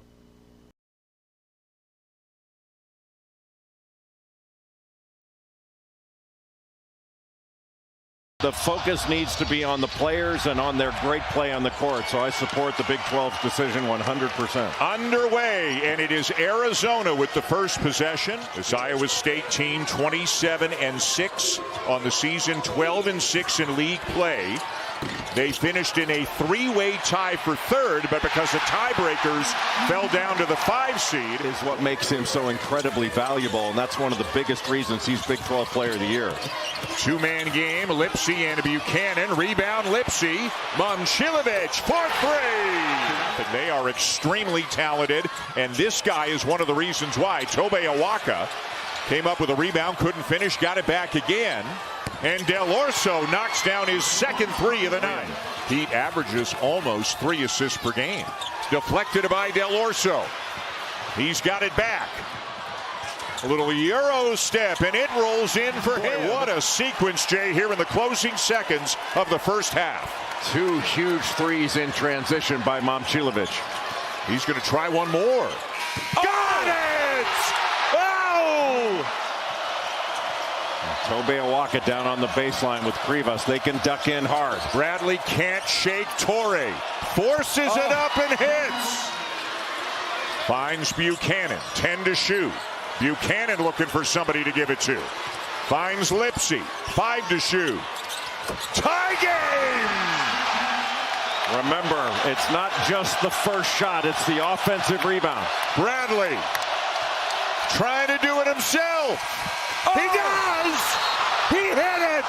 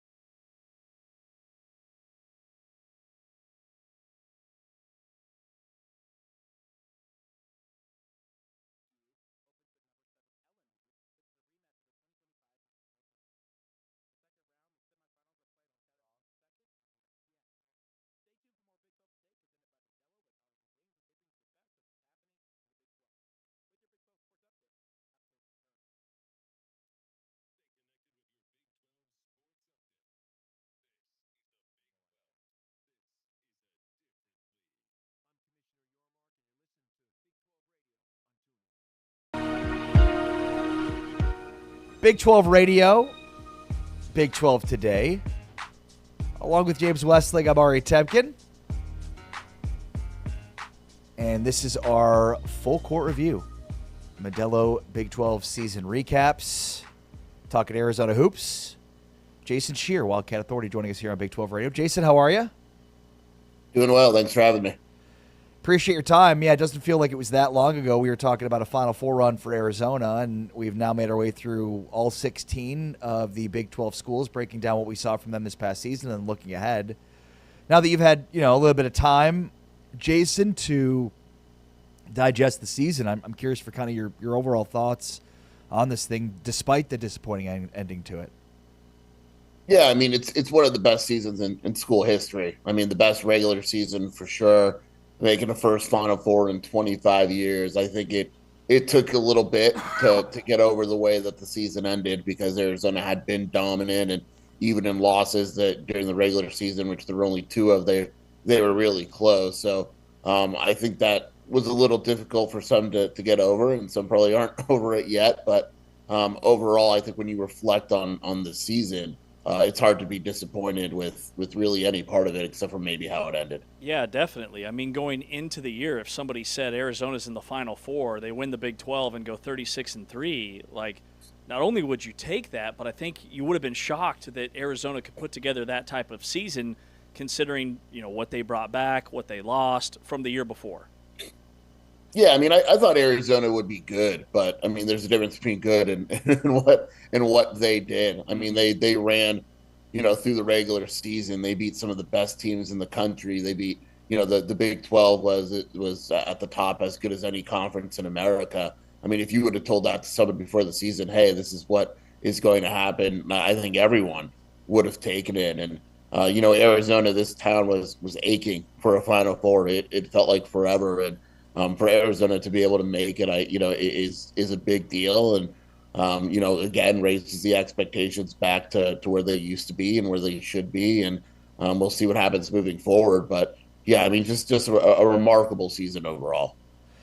All right, talking with Jason Scheer here. What do you think? Give me the top 2 strengths, top 2 weaknesses for this year's team. I think at the end of the day, the thing that got them was the lack of offensive options, in the sense where, Michigan was one of those few teams that clogged the paint and made it really hard on Arizona. And maybe they, at times they needed to spread the floor out more. It worked during the season, right? Like they beat up teams during the season, but there were maybe Michigan and, say, Kansas were the 2 teams they faced that could do what they did defensively against Arizona and get away with it. Maybe that game would have been different if they were able to spread the floor a little bit more. But in terms of strengths, I mean, we saw they just beat teams up. I mean, they inside, they're one of the better teams I've seen, in scoring inside the paint, scoring around the basket, and just imposing their will on the team. It just so happens that, it was almost their weakness a little bit at times too, because they relied so heavily on that style of offense that eventually, against Michigan, it just didn't work. Yeah, and Jason, I think you bring up a great point on X about all the fuss about the transfer portal, but with Mo Krivas and Ivan Karchenkov coming back next season, that is huge, because both those guys, showed that they were better last year in terms of Krivas than he was the year before. Karchenkov came out of nowhere and had a major uptick in his production when Koa Pete and Aristode were out in February. So just starting with those 2 as the foundation, what does that mean for Arizona? Yeah, I mean, we pay attention, and I'm guilty of it too, of all the big names in the portal and who's Arizona going to get and all that. And, if you ask Tommy Lloyd, he got the 2 biggest names, right? He got those guys to stay. Mo Krivas is going to be, if Mo Krivas entered the portal, he would have arguably been the best player in it. And if not, he's very clearly top 5. And to get him without even going through the draft process either, because if he would have gone through the draft process, he's a top 20 pick probably. And so to be able to return him, and he might be the best center in America next season, and then Ivan Karchenkov, who Arizona evaluated and felt really good about, and then he's the starting 3-man from the start of the season, has a great March, steps up in a bunch of big games. Another guy that that didn't test the process at all. To be able to return 2 starters from a Final Four team in this era is a big deal. Yeah, and then, I mean, give us a sense here of the transfer portal additions, both the ones that they've gotten and ones that maybe might be coming. Yeah, so they got Derek Dixon to start the point. He was at North Carolina. He had flashes. One game that comes to mind, I believe he had 16 points against Duke and hit a big shot against them. But North Carolina was a better team when he was at the point. They kind of addressed him, and some other names were on the market, but they wound up getting him. And then J.J. Mandaquit, who was a point guard at Washington for the backup. They didn't really have a backup last year. I mean, Braden Burries was that guy. They wanted him to play point. He did well. But Burries got in foul trouble, was hurt, or whatever it is. They didn't have a backup point guard at all. So the ability to bring those guys in, they feel really good about it. And they're still looking. Now they're going to need some front court help. Depending on what happens with Koa, they're going to need a 4-man, and they need a backup center to Krivas. So right now, those are the 2 priorities or guys they're looking for. Wait, what did you say about Koa? Depending upon what happens with Koa, what could still maybe happen? There is a chance he comes back. He has not shut the door on that. One thing that's unique about his family is they're all athletes. They've all done this before. He's got brothers in the NFL, and he's got a really, really good support system. If he goes through the process and the combine and stuff, and they're telling him he's the top 20 to 25 pick as opposed to top, 12 to 15 or whatever it may be, I think he comes back to college. I really do. He's going to do what's best for him and his future at the end of the day.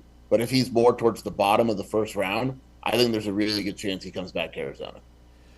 Interesting. I thought, isn't there a deadline that passed on that, or is that kind of inconsequential to this? Well, no, he declared for it, so he's going to go through the process, but he has until, I believe it's May 27th or around there to come back. So he'll go through the process and the combine and all that, and then he has to make a final decision at the end of the night. So there's the 2 deadlines. The one that was last week was basically like to keep your name in the draft, but the May 1 is the one that's more important. Yep. Yeah. Interesting stuff. So do you think he comes back?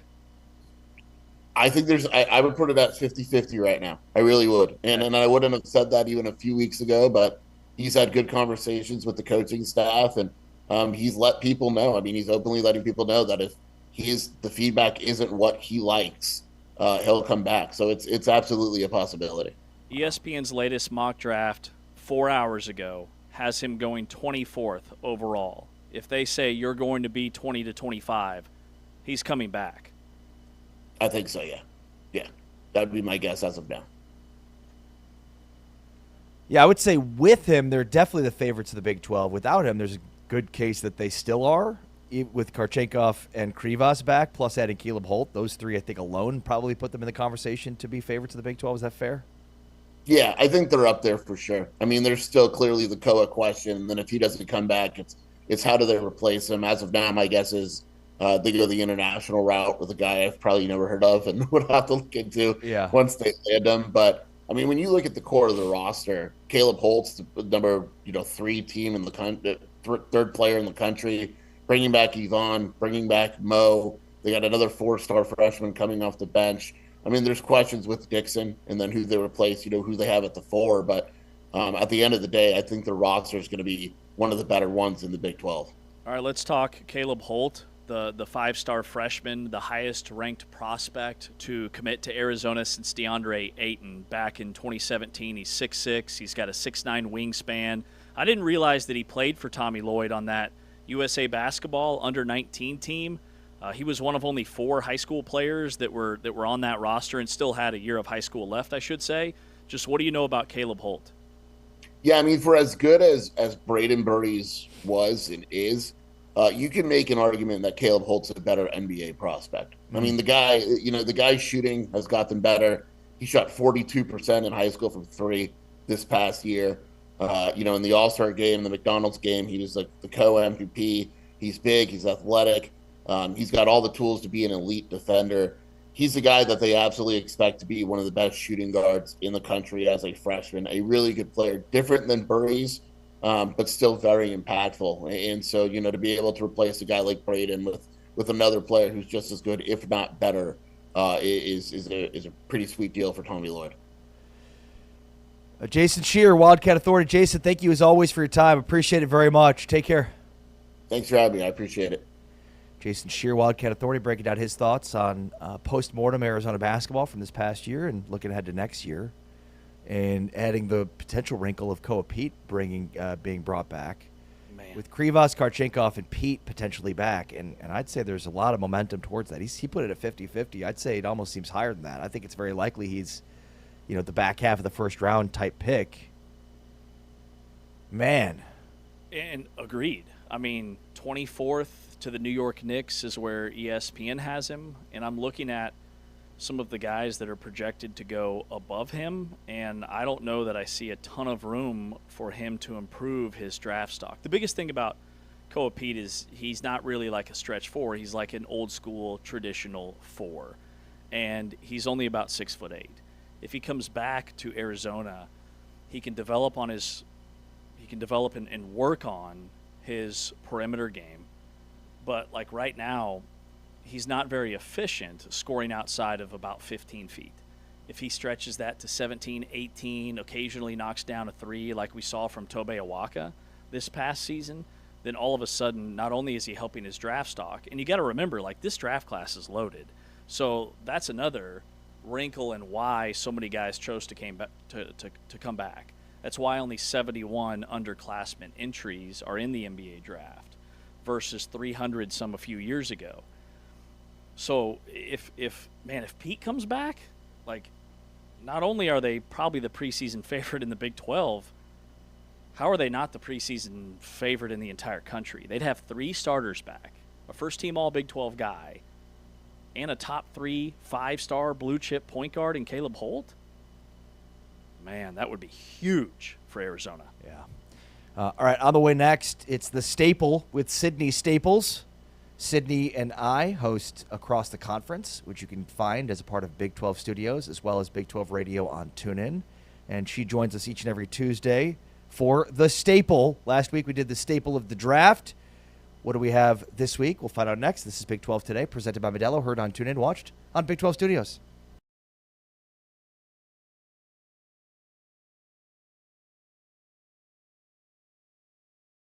Arizona won it by 7.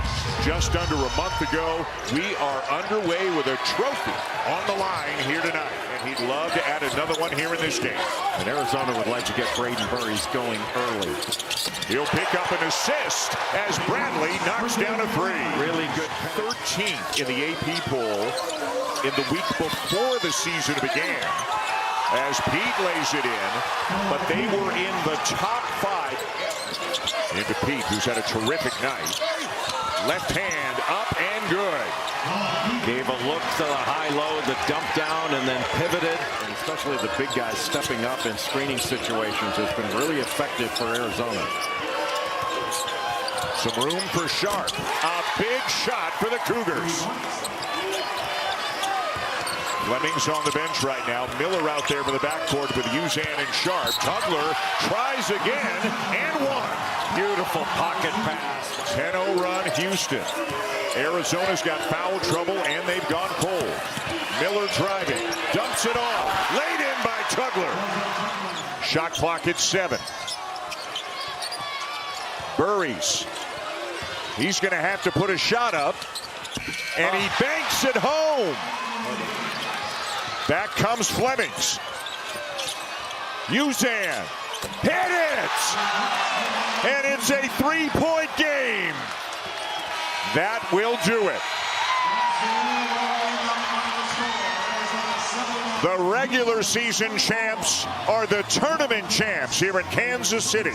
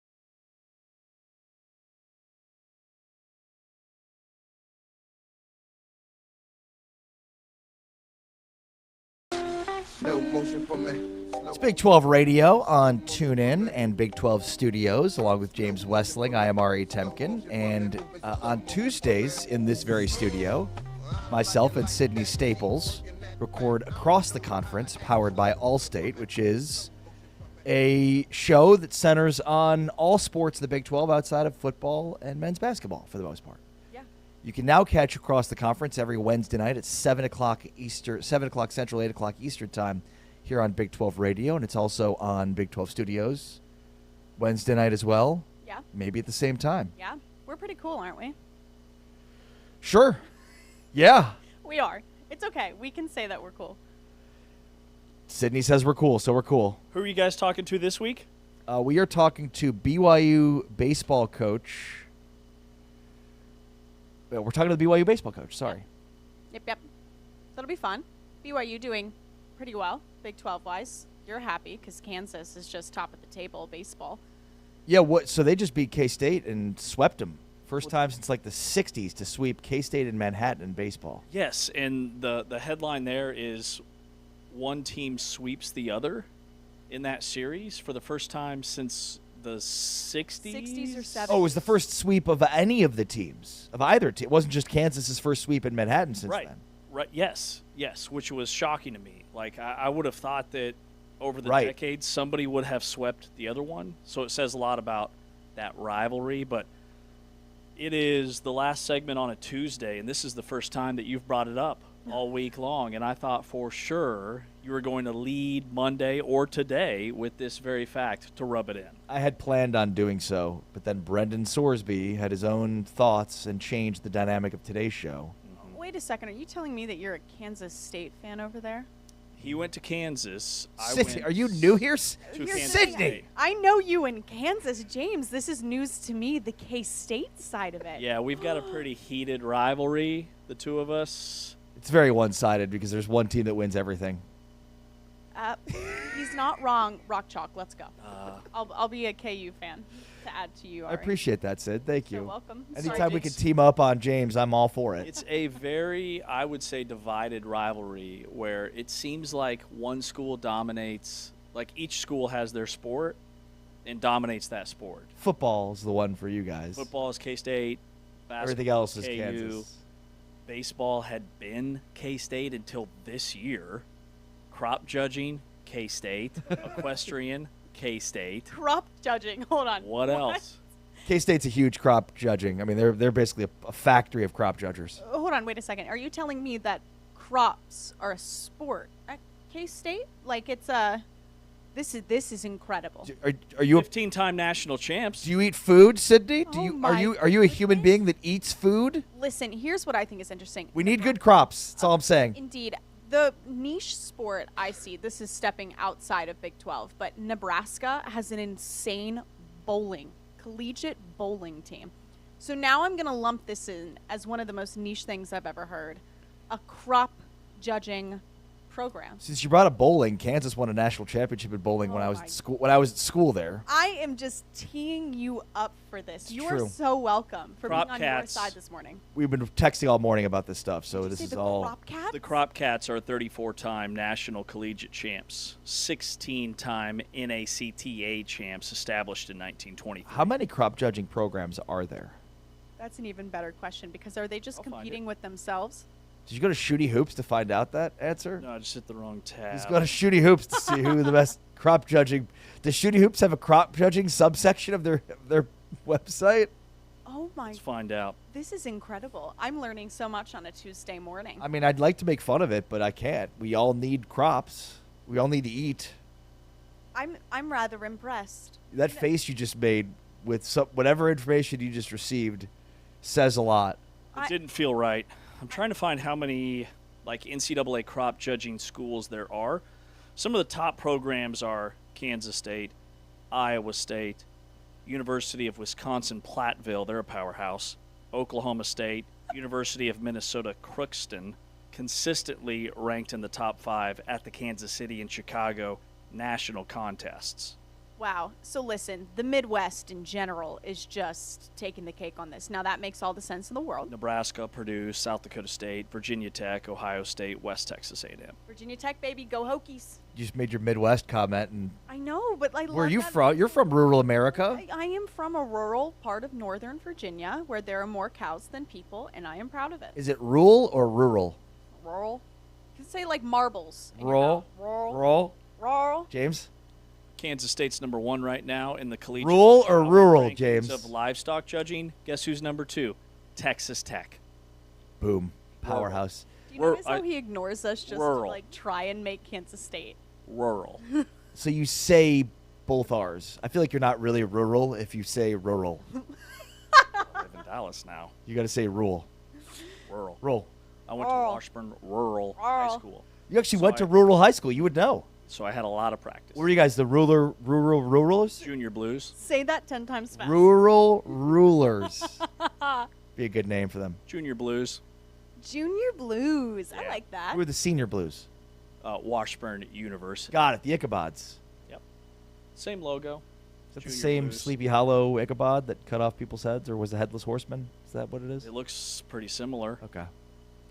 This is fascinating. Got it. You two are interesting. So the staple. Mhm. Every week we bring Sydney Staples on for the staple. Yes. Last week you asked us the staples of the NFL draft. So what have you prepared for us this week, Sid? Okay, I wanted to do a follow-up on the draft.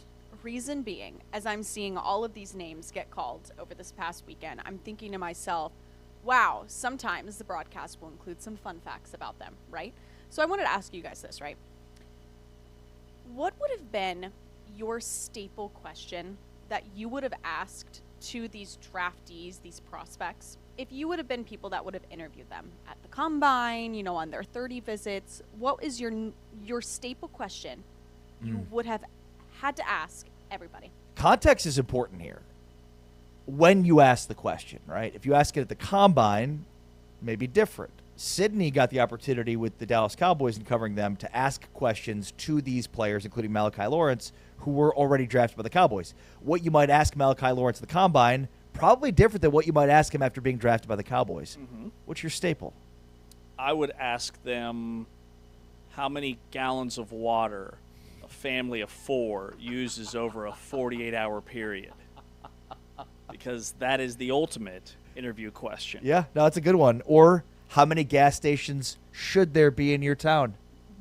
Oh, wow, guys. I would have never even, neither of these were on my radar, and they're both incredible.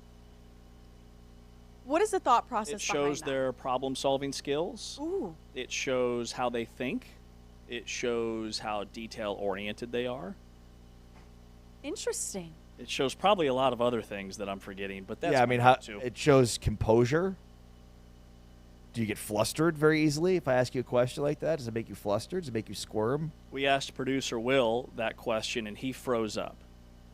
He failed. He was speechless. I'm He not going to failed lie. the question. You saying that, I sat here internally and went, if people could see my face right now, like, what in the world? Okay, so ask the question. How many gallons of water does a family of 4 use over a 48-hour period? I am going to assume each person in their day-to-day life should be drinking a gallon of water. So automatically, 4 each person should be drinking 4 2 gallons. gallons of water. 2 gallons of water. Oh, over 2 weeks. Over 48 yeah, yeah, 48 hours. So therefore 8 gallons are just going to water consumption. Now you want to talk about showering, washing your hands. I'm going to give a solid 30 gallons of water over a 48-hour period. There's no right answer, Oh, see, I don't like that. Can I have a ballpark? but the U.S. Environmental Protection Agency says that a typical family of 4 in the United States uses roughly 600 to 800 gallons of water over a 48-hour period. I'll be honest. I would have never gotten to that number. I would have heard anything in the hundreds and been like, no, that sounds outrageous. Mm-hmm. I was really thinking I was smart over here. Indoor activities But such as showers, toilets, laundry account for roughly 210 gallons daily. Wow. So that's 400 of your gallons. The point of the question is more to see how you attack it as opposed to the answer itself. It's the same question, line of thinking in terms of the question, how many gas stations should there be in your town? And how many gas stations should be in your town?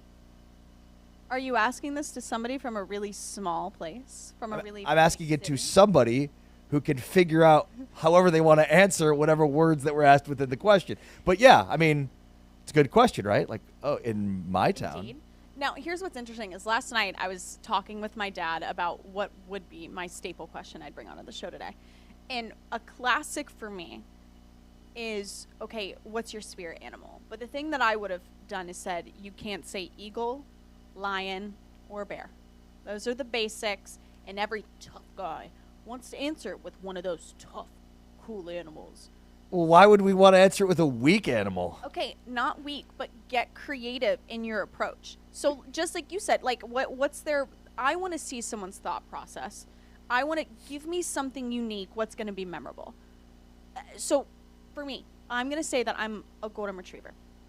Okay. I think that fits the bill. It does. And as somebody who loves golden retrievers or just knows about the breed of dog, someone tells me that they're a golden retriever, I'm going to be like, yeah, I got a vibe of what you are, who you are. So, for example, if I've got, I immediately go to the intelligence. Not of you, I'm just saying of the dog. Of dogs. I thought you meant you were going to use ChatGPT to figure out your spirit. No, my first thought was an elephant or a dolphin, because those are like the two smartest animals that I know about. And you would have said that they're you? Yeah. See, this is where you could also spot out the liars. Not me, but my spirit animal. Which is a representation of you. But you see where that could be a really fun question to get a guy thinking. Yeah. Let me go beyond. For example, if, I don't know, somebody on the O-line was to answer otter, I'd be like, do share why. An otter, that's so niche. Who's answering as an otter? Someone might answer as a flamingo. Tell me more. Why? See how creative. My 7-year-old son asked me the other day what flamingos eat. And what did you tell your son? I just ignored him, hoping the question would go away. Did it? I mean, anytime my kids ask me a question that I don't have the answer to, and I'm not around to Google it, I'm just gonna ignore it. I think I'm supposed to know everything. You should lead at your event tomorrow night with what is your spirit animal. Yeah. What is the spirit animal of an engineer? Yep. Okay. James, what is your spirit animal? Well, ChatGPT says it's a border collie. High energy, always on, brain moving faster than the room, performs best with a job, equal parts chaos and precision. Ooh, precision. Says I've got a little golden retriever mixed in. Can get away with saying more because of delivery. It's just all broadcasting stuff, but border collie brain, golden retriever vibe. I don't think that it knows me very well. That is quite another discussion I had with my dad last night was about zodiac signs. I am dying to know. What do you guys know what you are? I'm a Pisces. Oh, you're a fellow water sign. Yeah, no, I don't have one because Yes, my birthday you do. is. Just pick one of the two. No, I don't have one. I'm unincorporated. Which, okay. My birthday, August 23rd, is on the cusp of Virgo and Leo. Uh-huh. And, I mean, we've talked about this, yes? James nods his head. Which one are you? I'm neither. Which is the best part about this, which shows just how ridiculous the zodiac signs are. Eye rolls. I believe a Leo ends on August 22nd. So therefore, because you're a 23rd, whether you're on the cusp or not. Virgo starts at August 24th. My name, Ari, means lion in Hebrew. I should be a Leo. You're right on the cut line. That's wild. You know that you're a fire sign? Most astrologers would say that you're a Virgo. But I don't fit the characteristics of a Virgo. You don't really fit the characteristics of a Leo either. It's true. Remember, Leo men are a little questionable. Leo all day. Remember, there's just enough characteristics that are broad enough that which every person would say, oh yeah, that's me.